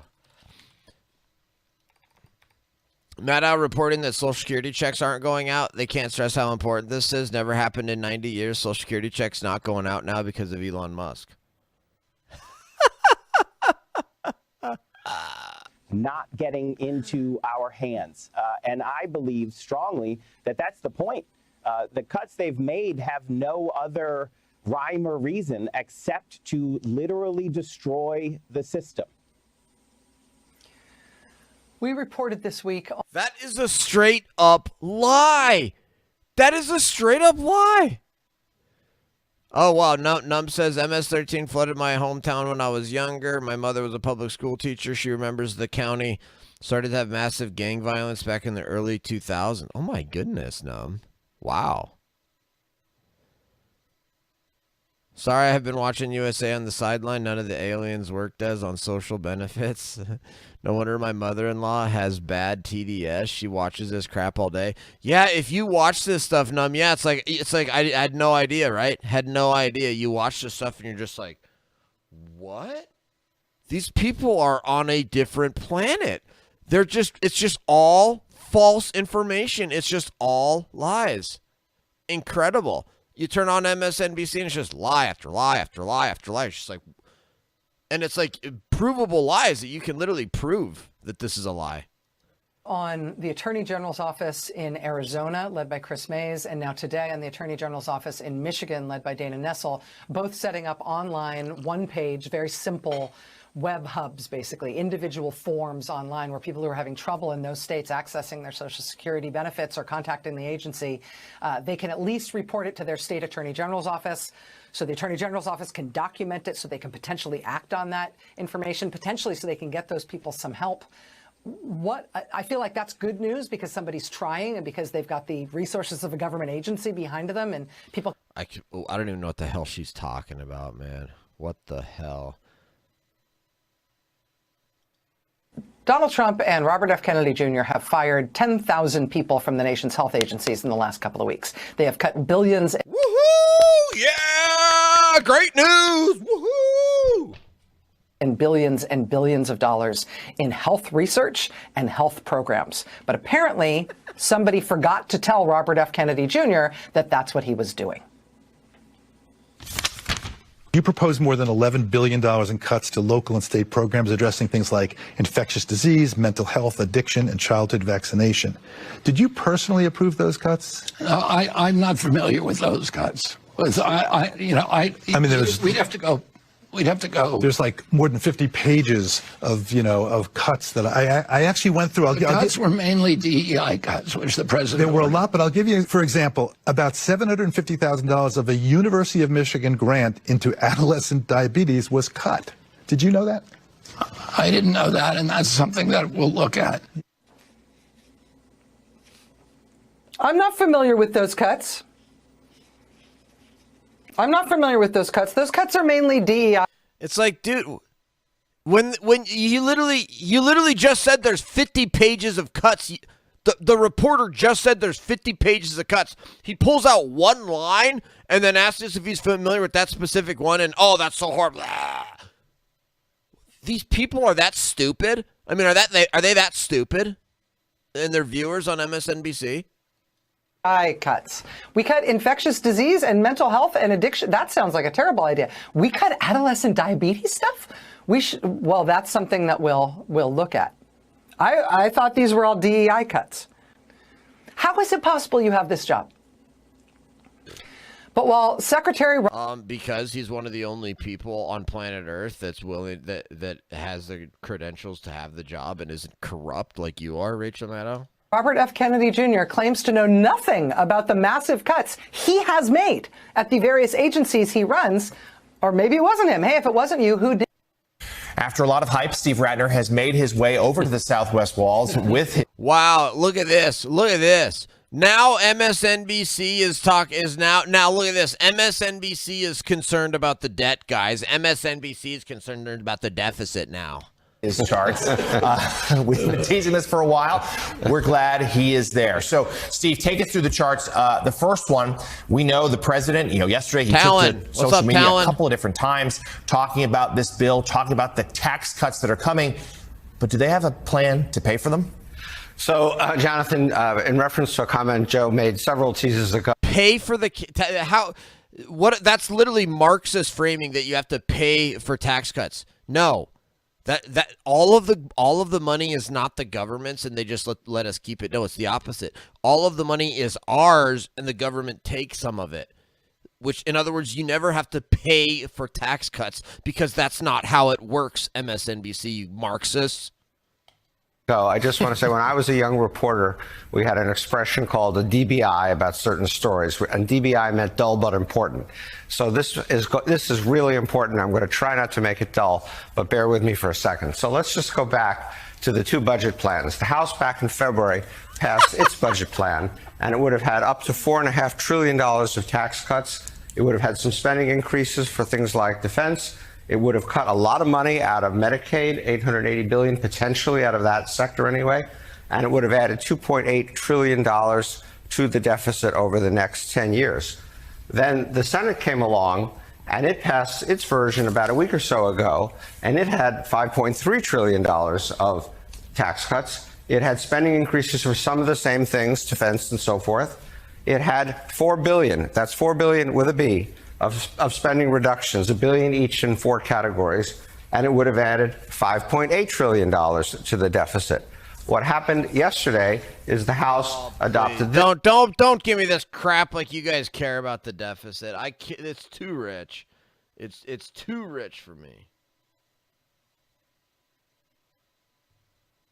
Holy cow, man. What's going on with the Young Turks? Holy crap, dude. I can't take these. Every day, these people are lunatics, man. These people are genuine lunatics. It's late 2023, the Phoenix area. Investigators with the State Attorney General's office are looking at apartment rents. They're up 76% since 2016. Something is off. These 4 building rents are 12% higher than others, but they offer similar amenities. They have different landlords, so you'd think they should be competing with one another. But they weren't. The prices were allegedly being set by one entity, an algorithm owned by a company called RealPage. And in response to that, Berkeley, California decided to ban this service known as RealPage, the infamous service that allows landlords to severely raise rent prices through collusion and their rental pricing algorithm. And in response to that ban, they've decided to sue. They argue that their First Amendment rights are being violated. Now, look, I am not a fan of this software, of this program at all. I think it's problematic. I think that pointing to this as the main reason why you have issues with rising rent prices, particularly in the state of California, kind of misses the forest. Yeah, I agree with that. It's like, this is not your problem on rent. Oh, Twitch, thank you. Or Numb, thank you. No, that all of the money is not the government's, and they. Nice. We'll share this on YouTube. Boom, boom, boom. Let me hear you say wayo. Just let us keep it. No, it's the opposite. All of the. How's my? This mic audio is like okay. It's not great, is it? Frankly, it kind of sounded better before I got the Go XLR. For the trees. Because the biggest problem that's leading to rent increases or mortgage increases, the value of housing going up so severely in California is that we're not building enough housing. That is the heart of the issue. So I am not at all discounting that. However, this type of software doesn't make the situation any better. Hey, Anna, what about having millions and millions and millions of illegal aliens living in housing units? Do you think that has anything to do with the available supply for American citizens to get housing? Ever think of that one? So, before we see if there's any merit to the claim that their First Amendment rights are being violated, let's first keep in mind that RealPage employees have come out and admitted some pretty interesting things, especially when it comes to anti-competitive practices. Let's take a look. RealPage has a system set up where the landlords who have adopted the system agree to a set of rules. One of the rules is that RealPage gets to set rent prices. If landlords want to charge less than the digital oracle suggests, they have to justify their decision. The justification needs to be reviewed by RealPage. RealPage can push back against the justification. And if you push back too much, RealPage can kick the landlord out of the scheme, with one insider telling investigators. Sometimes we were happy to see customers go. They also had a policing agent that would go out and make sure that the landlords and their leasing agents were staying in line and not deviating from the price that was being set. They used to have videos where... Yeah, it's like, okay, interesting story, but like that, like, Rent price collusion, like, has, I think, long been illegal. Leaked audio, Congressman threatens Tucker Carlson. White House moves to hide federal spending data. Marjorie Taylor Greene. Federal employees don't deserve their jobs. Federal employees do not deserve their jobs. Federal employees do not deserve their paychecks. And these are jobs that can be fired at will. Yeah. Congresswoman Marjorie Taylor Greene, who is part of a pathetic and embarrassing branch of government that can't govern and has ceded power to an unelected billionaire, has the audacity to claim all federal workers, a third of which are veterans, don't deserve a paycheck. She made her disgusting comments while defending Elon Musk and the Department of Government Efficiency, which has been anything but. Disgusting. Now, Greene was responding to comments from Illinois Democratic Representative Raja Krishnamurthy, who urged House Republicans to avoid the privatization of the U.S. Postal Service. So I want to be clear. What spurred her reaction is an effort to protect postal workers. Postal workers, the ones who go out. Oh my gosh, they're postal workers. They're the best people in the world. They're the saints, the postal workers. 3 weeks ago, 238 Venezuelan migrants were flown from Texas to a maximum security prison in El Salvador. That country's president offered to take them, and the Trump administration used a law not invoked since World War II to send them, claiming they are all terrorists and violent gang members. The government has released very little information about the men, but through internal government documents, we've obtained a list of their identities and found that an overwhelming majority have no apparent criminal convictions or even criminal charges. I'm sure 60 Minutes, and we're just supposed to trust you, are we, huh? Just trust you on this one, huh? Come on. They are now prisoners. Among them, a makeup artist, a soccer player, and a food delivery driver, being held in a place so harsh that El Salvador's justice minister once said the only way out is in a coffin. The story will continue in a moment. Nice. Oh, good pin. The shackled men were forced to good lower pin. their heads and bodies. Grumple, thank you for that unloaded pin. From buses good pin. And taken to El Salvador's mega prison known as the Terrorism Confinement Center, or SECOT. Andre Hernandez Romero was among them. Andre is a 31-year-old Venezuelan. He's a makeup artist. He is a gay man.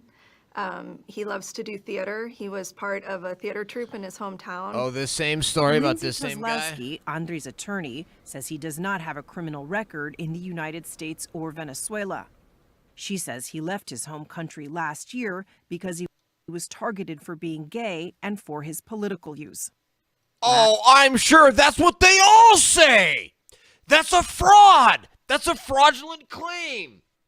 That is literally that's how you know that this guy's a fraudster. He filed a fraudulent asylum claim. He ought to be kicked the hell out of this country. I don't care if he's a gay artist and he likes painting.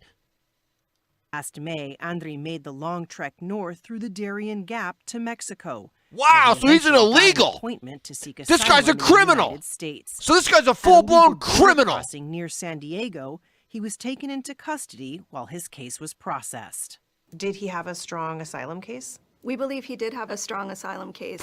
He had also done a That's credible an fear obvious interview, which is the fraud very first asylum part claim. Of seeking asylum in the United States, and the government had found that his threats against him were credible and that he had a real probability of winning an asylum claim. Give me a break, lady. It's as if she doesn't. It's as if she's talking to us as if we don't know that this isn't a well-known orchestrated fraud. Lady, we already know this is a well-known orchestrated fraud. Quit trying to, he had a strong asylum claim. Yeah, is that why 99% of them fail and because they're known frauds? Golly. But last month, Andre did not appear for a court hearing. Our client, who was in the middle of seeking asylum, just disappeared. One day he was there, and the next day we're supposed to have court, and he wasn't brought to court. Good. You should have been sent. She should have been deported. Yeah, I use that word because that's what happened. No, that's not. That's a specific word that has a specific meaning, lady. And you're degrading what's happening to the Uyghurs in Xinjiang, China. How disgusting. How disgusting for that lady to degrade and demean what's happening to the Uyghurs in Xinjiang, China. Unbelievable. Disgust. But Andriy did appear in photos taken by Time magazine photographer Philip Holsinger, who was there when the Venezuelans arrived at Sukot. Holsinger told us he heard a young man say, "I'm not a gang member, I'm gay, I'm a stylist." And then he cried for his mother as he was slapped and had his head shaved. By comparing Holsinger's photographs to photos of Andriy's tattoos taken by the government, we were able to confirm that this is Andriy. His lawyer, who was representing him pro bono, had never seen these photos before. All right, I can't deal with this, man. What you see behind me is the world's strictest and largest prison. This mega prison has a capacity of 40,000. Prisoners here are the most unsafe people you can even imagine. How many people's lives have you ended? Is it 5 or 10? How many? More than 50. MS-13 and many other gangs. These are animals. These aren't people. They're psychopaths, sociopaths, the kind of people we have here. We are about to see the worst of the worst. Welcome to CECON, the world's largest prison by capacity in El Salvador. Yeah, these are the people that the Democrats want in the United States. These are the kind of people the Democrats want here. Which was constructed to imprison the highest profile criminals. Those who enter this prison are destined never to leave alive. There's no way out. How are you going to come out of this? The reason why this small country of 6 million needs the largest prison is the gangs. Once dominating the country, these gangs faced a dramatic crackdown starting in March 2022.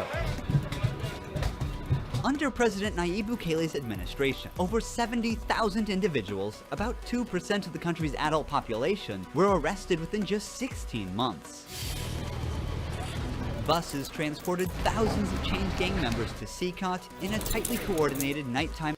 Altair says, lecture, do you think it's odd to pay another country to detain our criminals?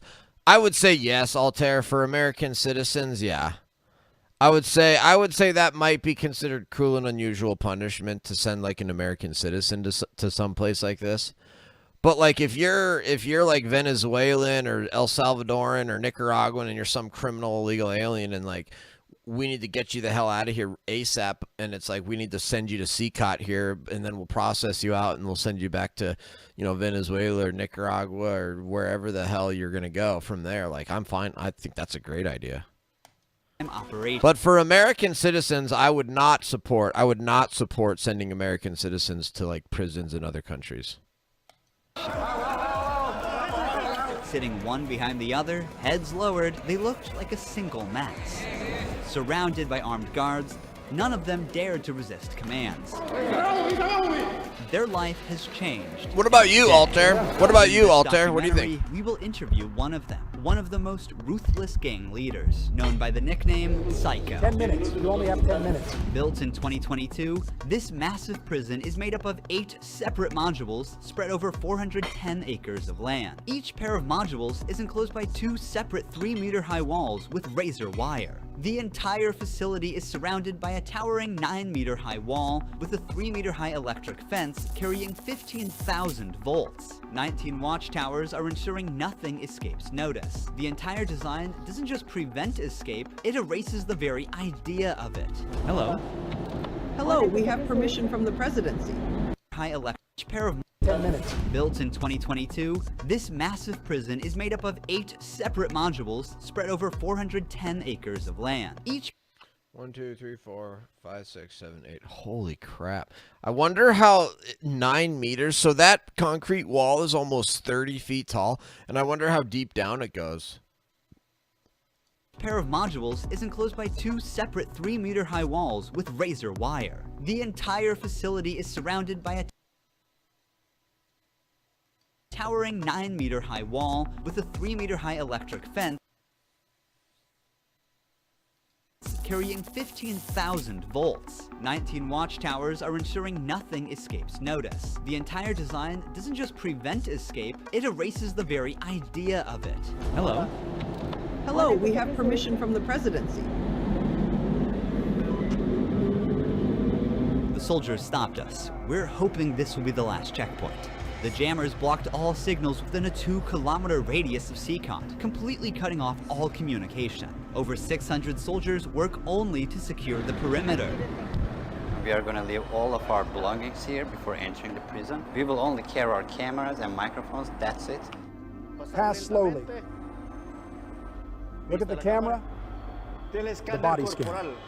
I forgot my wedding ring on. Well, that needs to be put away over there. This high-capacity X-ray scanner even shows bones and internal organs. It's mainly used to scan newcomers, ensuring no one tries to sneak in anything forbidden on their body before entering. The inmates used to swallow some objects, or they would try to bring them in vaginally or anally. Micro SD memory cards, microchips, and not only that, even phone charges. Another thorough body search has been conducted. Take off your shoes. They even inspected inside our socks. It took us around 1 hour just to pass through security, even though we were invited as media after months of applying. Guards are wearing masks because they're doing a risky job here, so if they get identified, it might be riskier for them. This is so fascinating. To go to town centers because these gangs, they have a lot of connections, so they have to keep their identity secret. Why don't you wear a mask? I have to talk to them face to face, looking them in the eye. They already know who I am. We're in the registration room. This area is for inmates only. When a criminal is captured on the street, they don't carry ID or give their real name. That's why their fingerprints and photographs are taken here to enroll in the system. Once they become a permanent part of CCOT, the inmates lose all contact with loved ones for the rest of their lives, as family visits are strictly forbidden. It's also important to note that a small number of innocent people were mistakenly imprisoned during the big crackdown. Because of the no-contact policy, their families have no idea where they are or if they are still alive. For some, this documentary could be their first chance to see a missing loved one. Before entering the modules where the inmates are, we visit the armory of the prison. This section is a must in case of possible riots, and these convicts are the most unsafe people on Earth. The type of firearm we use is a T65 rifle, similar to the M16 rifle. We also have this other firearm, which is a 12-gauge shotgun. A Sig Sauer rifle allows us to maneuver in spaces that are too tight to move. Whenever criminals are arrested and dragged to the bus, various cuffs and chains are used to restrict their movements and minimize the risk of harm to officers. Has there ever been a riot?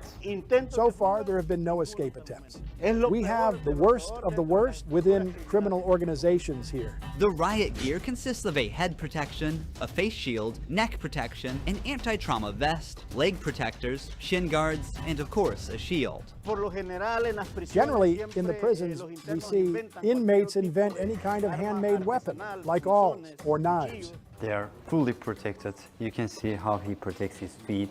Since this prison is so large, we have to hop on this bus.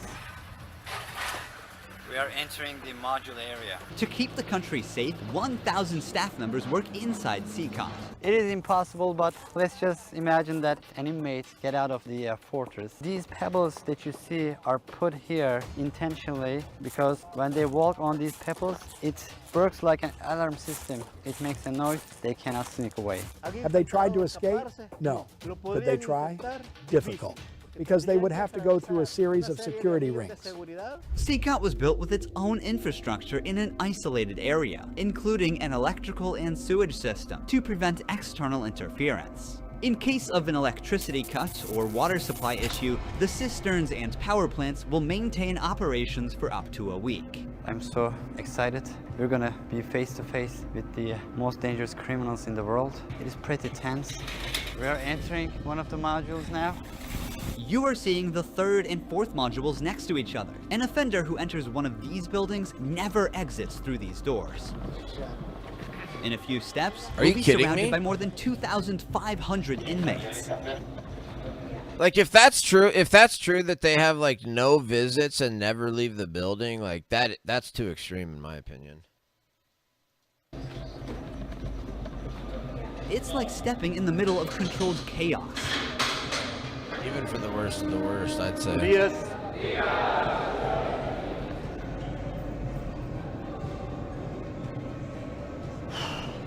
That's crazy. That's absolutely insane, though, to me. That like I don't understand how like Bukele like was able to, because I thought the gangs like basically had corrupted and controlled most of the government and police forces and stuff. I'd like to know like how did Bukele actually like accomplish this and like make most of MS-13 like locked up? Like that's insane to me. Like how did he do it? If the police forces and stuff were corrupted by MS-13 and controlled by MS-13, like how did he do it? Guys are all on me, following my every step. Getting an eye contact with them. There are so many of them. I'm speechless. I can't help but feel unease. All of them wear white shirts, shorts, and slippers. They don't have any other belongings. Most are barely out of their early 20s and convicted of serious offenses. Even the most infamous criminals in history have an average of 20 to 30 proven victims. But here, some of the inmates are responsible for hundreds of innocent people's lives. Can I ask the inmates something? No. If you have any questions, I can answer them for you. If they try to communicate with me now, what are you going to do? I'm not going to allow them. They know from them that subsequently there may be a penalty for not abiding by an instruction. I'm curious to know which of these group leaders I'll be interviewing. It is forbidden for us to pass this yellow line because these are one of the most dangerous human beings on Earth. Without the bars between us, everyone knows exactly what could happen. There are 32 cells in every one of the 8 modules making up the mega prison. Each cell holds around 80 inmates, but the number can go as high as 150. Despite not being at full capacity, the inmates only have 0.5 square meters of personal space each. Prisoners do not have any ventilation rights or courtyards to walk outside their cell. Each inmate here have been given one of the longest sentences you can even imagine in your life. The only thing that doesn't change that all these inmates will never get outside. They will never see sunlight. The only people are authorized to get inside and outside are the personnel and sometimes media like us. They will never ever leave this building. If you see their look, you can see the... That sounds too extreme. Like never giving them sunlight. Never letting them outside the building? That to me sounds... That's a human rights violation, I think. I think they need to treat them better than that. Emptiness in their soul. They don't have any hope towards future. They look very robotic. Their life is so monotone. I would absolutely have hope for the future if I was these guys. I would absolutely have hope. I would be trying to send out letters to, Memorial Society, things like that, and I would be hoping for a change of administration in El Salvador if I was these guys. Like, this is not a permanent situation. I don't think, like, you can't, I don't think the world would stand for this permanently. What's this guy doing? This open corner is their toilet area. No They have way. like 2 toilets for 80 inmates. It's literally humiliating these inmates. Like their whole competence is disciplined here. The same place where they use the toilet is also where they take showers. To clean themselves, they use plastic dippers in a single shared basin. There's no running water in the cells, so the prisoners have to rely on one blue barrel for drinking water. Where they sleep is these metal bunks. No pillow, no mattress. Each prisoner receives just the bare essentials: a white sheet, a uniform, socks, slippers, and a towel. That's it. The prisoners spend their entire days on their 4-level bunk beds. They have stacked No tightly, like possible items way. stored in a warehouse. This is absolutely terrible, man. Wow, this is bad. As part of hygiene and order, inmates are shaved every 2 weeks by personnel. Long hair or beards aren't just unhygienic, they can also hide sharp objects. Let's take a look. Take off your shirt and line up here. Now they are taking their shirts off. These inmates were once part of the MS-13 and Barrio 18 gangs, which controlled the neighborhoods of El Salvador. These 2 rival gangs spent years extorting money from locals and causing great suffering to Salvadorans. There is Barrio 18, MS-13 gangs. all together in one cell. That's right, just like that. The entire module is the same. They all live like this. Outside, entering each other's neighborhood could mean being torn apart. Yet here, they are side by side until their last breath. How do they live without attacking one another? They have to learn how to live together. Here, they are in a prison. They are not on the street. Most of the inmates have tattoos covering their entire bodies, even including their faces, showing their loyalty structure.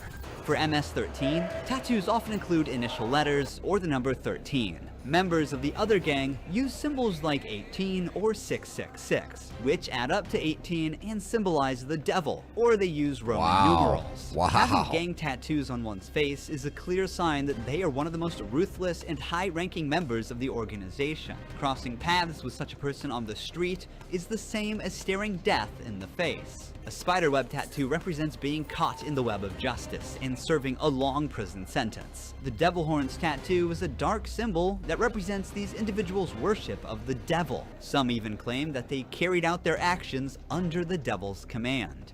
A teardrop tattoo signifies that the person has ended someone's life. The number of teardrops indicates how many lives they've taken. If there are 3 teardrops, it suggests that the tattoo's owner has taken so many lives that they've lost count. With the phrase "laugh now, cry later," these masks or clown tattoos send a clear message. Stay strong in the face of hardship now and deal with the consequences later. Are all these people truly bad? They're on another level, high-profile criminals who will never change their mentality. If you look at the upside, there's a catwalk area. Guards consistently watch over the inmates from this elevated spot above the cells. If anything suspicious occurs, they will intervene while an extensive network of cameras observes every corner 24/7, ensuring nothing goes unnoticed. The modules are kept lit all day and night for monitoring. When the sun goes down, the lights stay on all the time. They are constantly being observed. I think this is one of the hardest things. When they try to sleep, they use their towels and cover their eyes to block the light. Preacher here is teaching some of the important lessons from the Bible to the inmates. They're doing physical exercise over here. There's a trainer there. This is the only time these inmates get out of their cells. These activities take place for a total of 1 hour per week, under the watch of armed guards. For the rest of the time, they are locked inside. They used to control the streets. Now, they can't even take a step with their free will. It's a rotating schedule. There's not enough space, so they can't all go out on the same day. Has there ever been a chaotic incident when the inmates were outside of their cells? So far, nothing. Whenever we focus the camera on a cell, we often catch a prisoner silently mouthing words. Even behind bars, gang members attempt to send orders to the outside. This prisoner was doing just that, but we censored him to block the message. Despite the crackdown, these groups still hold significant power outside. Rumors suggest they have plans for taking revenge by targeting innocent people. But in response, the authorities threaten to impose even harsher measures on imprisoned members. If they do that, there won't even be one meal in prison. Uno. I swear to God they won't eat a grain of rice. Let's see how long their homeboys last inside. Here they get 3 meal times. Breakfast, Wow. lunch, and dinner. Breakfast is... Dude, he was literally threatening to take away the food of the prisoners. Holy cow, dude. I want to see like a documentary about like this Bukele guy now. Usually beans and rice. For lunch, they get white rice and pasta. And dinner's pretty much the same. The only thing that changes is the drink. There's no nutritious food like chicken or meat. This is the lunch. It's rice, pasta, and 2 tortillas. Does the menu vary from day to day? No. Is it the same every day? It's always the same. Dude, they're gonna get scurvy. If that's their food, they're gonna get scurvy. They're literally gonna get scurvy. Like, it's for freshmen. Okay. It's a sugary drink. I'm going to taste it for myself. Inmates must eat with their hands and clean their plates before returning them. With a diet lacking in protein, many likely suffer from nutritional deficiencies. Before starting our interview with an inmate, I want to show you one more place that is even more extreme than what you've seen so far. Here we are in the isolation cell area. If inmates break a rule, they can be sent to these isolation cells according to the legislation.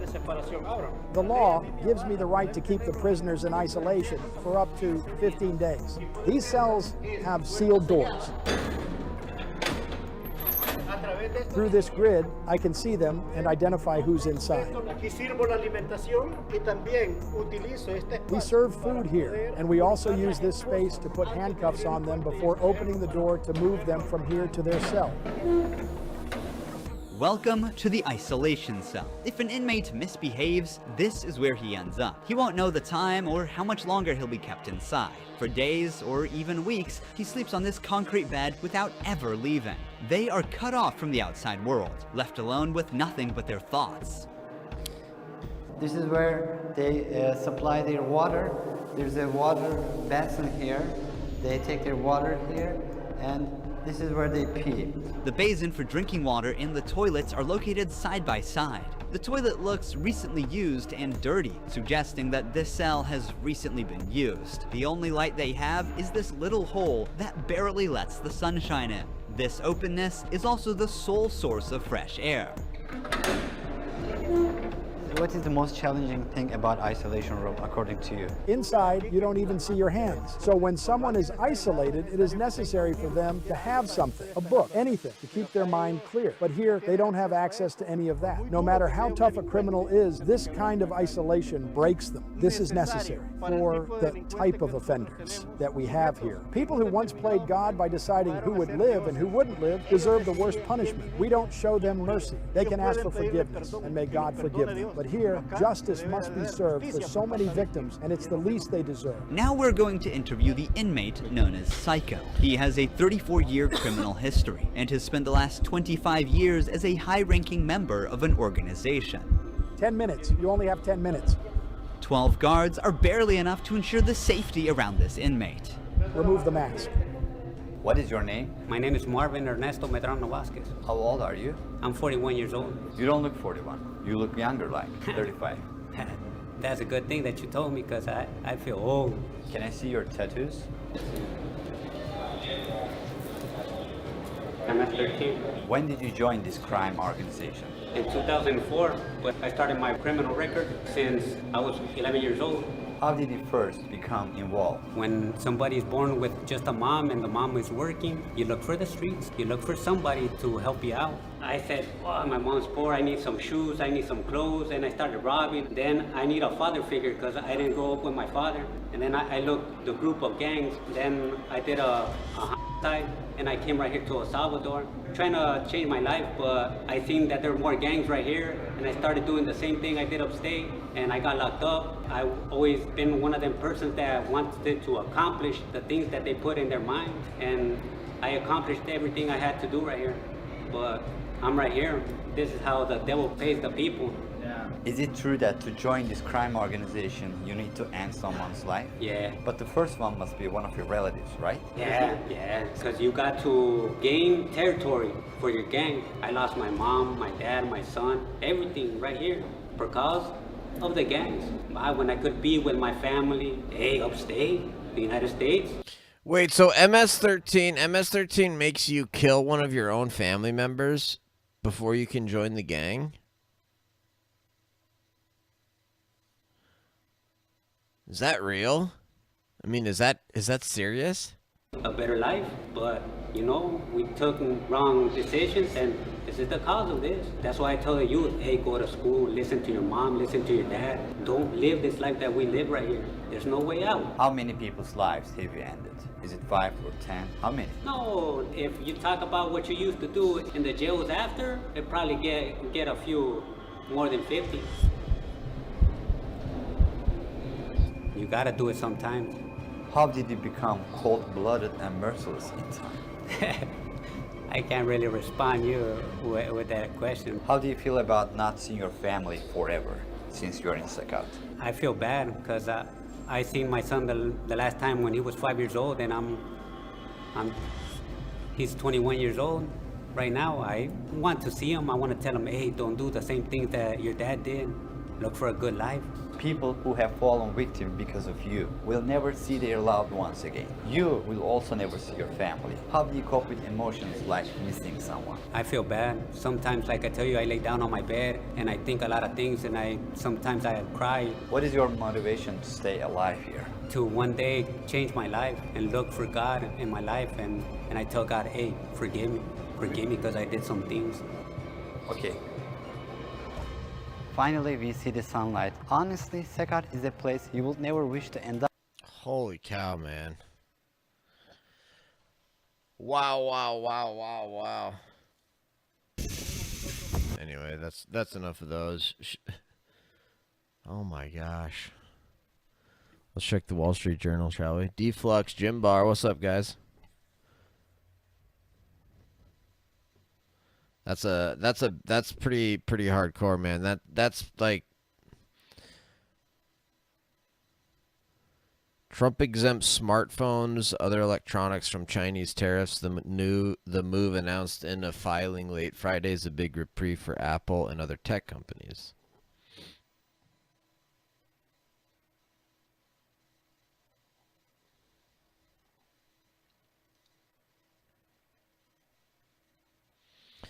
Growing concern over U.S. asset exodus, treasuries dumped as faith falters, risk of more on premium, layoffs fears mount.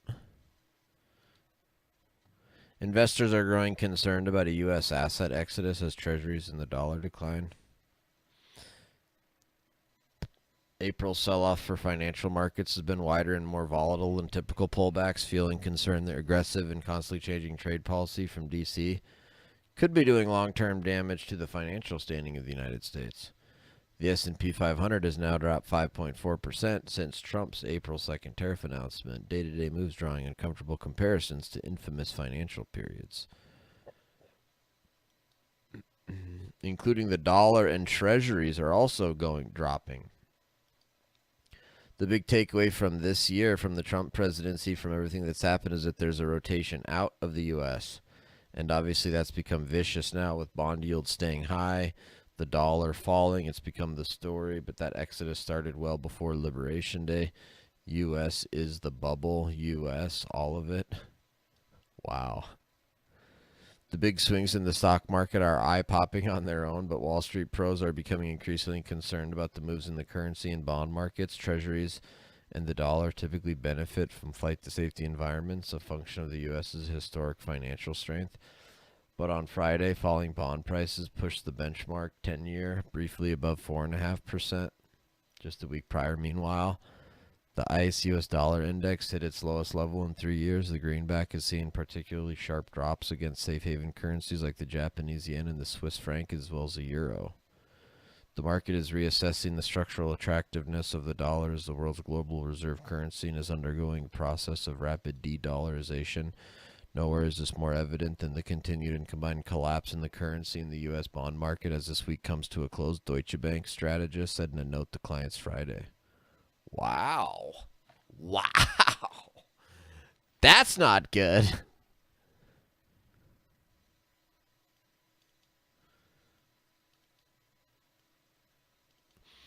To an extent, some of the rapid moves in financial markets may be mechanical, feeding off of each other. For example, declines in the U.S. stocks and bonds can put downward pressure on the dollar because foreign investors now have less need for the greenback.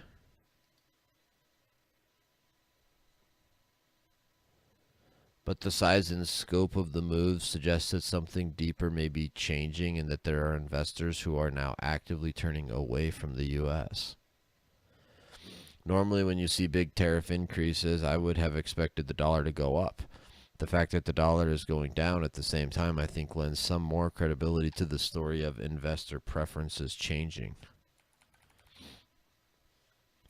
And who are the investors? BlackRock, State Street. The CCP wants to defend global trade.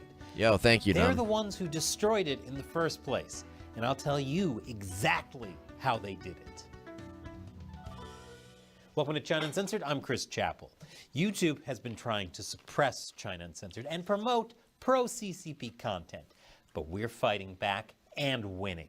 Join me in Operation Honeypot Phase 3. Leave a honeypot comment to show YouTube we've got engagement, and subscribe to our free newsletter to subvert YouTube's censorship. The link is below. So, the Chinese Communist Party is freaking out about U.S. tariffs. They've launched a full-on propaganda blitz, calling the tariffs abuse and blackmail. And if anyone is an expert on abuse and blackmail, It's the CCP. The CCP is also claiming to be the defender of global trade. Yes, China is going to safeguard multilateralism and the multilateral trading system. And they totally are. I'm not being sarcastic here. They really are.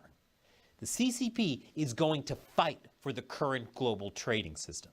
It's not because they love international cooperation, which is just propaganda BS. It's because the CCP has spent decades manipulating global trade to their advantage. So there's no way they're going to let all that lying and cheating go to waste. Plus, global trade is basically the only thing keeping China's economy afloat. The CCP wants the world to believe that it's U.S. tariffs that are throwing a whatever this is into the gears of the world economy. But the truth is, it's the CCP that spent decades destroying the world economy. And in today's episode, I'll show you how they did it and why. China is an export economy. That means their economy relies on manufacturing stuff for the rest of the world to buy. Chinese manufacturing exploded after China joined the World Trade Organization in 2001. Because China was able to make stuff more cheaply than other countries, consumers around the world benefited from lower prices on Chinese imports. But countries also lost tons of manufacturing jobs to China. The US alone lost more than 2 million jobs between 1999 and 2011 as a result of Chinese imports. Now, besides manufacturing, the other big driver of China's recent economic growth was real estate investment, which became a problem after China's real estate market started to collapse in 2020. So the CCP decided to double down on manufacturing. They pumped billions of dollars into building more factories and exporting more goods to keep China's economy from crashing, which did work. But now, China is making way more stuff than the rest of the world can buy. That's called overcapacity. How bad is it? Here's a chart from the US Treasury Department showing supply and demand. If trade was healthy, the red and blue lines would be roughly the same. But the fact that the red lines are way above the blue shows that China is making way more batteries, solar panels, and electric vehicles than the rest of the world wants. And because China has so much overcapacity, it also doesn't import much from other countries, which means China now has a trade surplus of almost $1 trillion. That's more than any country's trade surplus in the past century, even adjusted for inflation. And China doesn't show signs of stopping. Its export volume is growing 3 times as fast as global trade. That's insane. So what happens when China... Yeah, I mean, what he's saying here has all been confirmed in, like I've read in multiple different sources about how China has like massively invested in manufacturing those very items he just mentioned, and is like trying to dump them on the world, and has this like completely bloated, like overcapacity, oversupply industrial manufacturing base. I've heard that from multiple sources. China exports more and more stuff. They have to cut prices to be able to sell it all, which means other countries lose even more jobs to China. Entire industries shut down. There are now certain products you can only buy from China. And when those are critical things like medical supplies, that gives China massive political and economic leverage on other countries. Yep. Remember when China stopped exporting medical goods during the early days of COVID? Yeah, that, but on an even bigger scale. That's why the Chinese Communist Party is fighting to maintain the global trading system. They dominate it, and without it, China's economy would fail, and their political control would crumble. But how did China get here? It's not just about cheap labor. The CCP has built an entire economic system to dominate global trade. Back when China joined the World Trade Organization, Sparkle, what's up, Sparkle? They promised to follow rules I have no idea, to ensure Sparkle. fair trade practices. I have no idea. To be fair to the CCP, something I never thought I'd say, they did make a bunch of economic reforms in order to get into the WTO. But after they joined, they violated the WTO rules repeatedly. They've been cheating the system for decades and largely getting away with it. You see, the WTO rules Yep, and are set up stealing. to prevent government intervention And stealing that would everything. artificially distort global trade.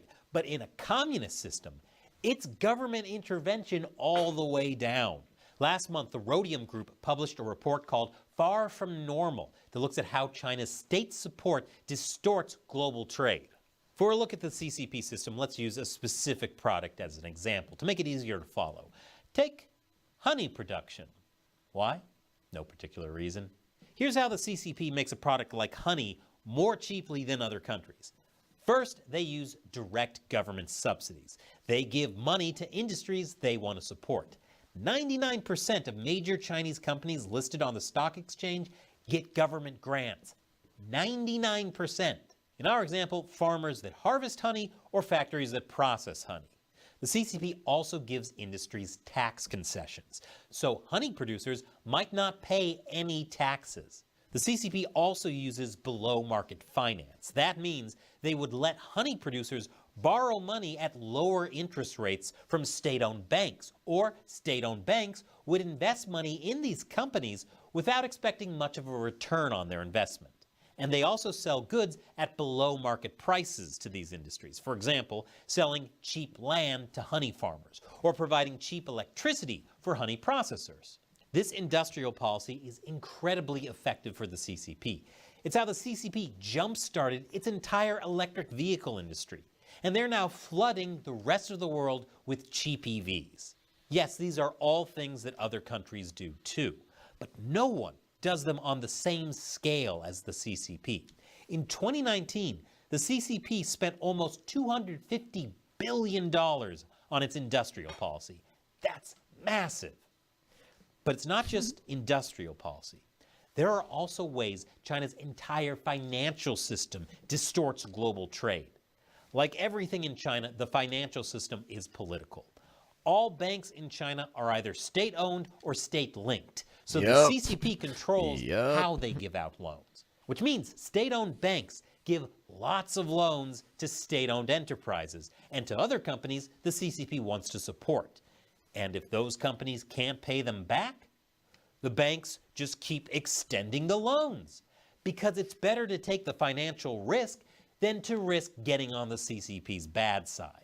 So the CCP's huge and politicized financial system has resulted in an explosion of credit and of debt, and lots of companies are exporting Chinese goods even if they aren't actually profitable. What could go wrong? There's lots of other stuff I could talk about here too, like how the CCP restricts China's market access and discriminates against foreign firms, but I think you get the picture. The CCP's industrial policy and financial system is destroying the global trading system. More countries have stopped relying on the World Trade Organization to stop the CCP's unfair practices. Instead, they're putting their own tariffs on Chinese goods, like Europe's tariffs on China's EV. Denmark plans to spend over $1 billion on defenses for Greenland, a highly strategic asset coveted by President Trump. All right, guys, I'm going to go get some... Actually, here, I've got enough viewers now that... Let's see if I can raid somebody. Otherwise, I'm going to go get some dinner. Hope you guys enjoyed the actual politics stream, which I have not done in a very long time. Let's see if I even know anybody that's streaming. I don't really. Oh, man. All right, I'll see you guys. I'll probably be on later.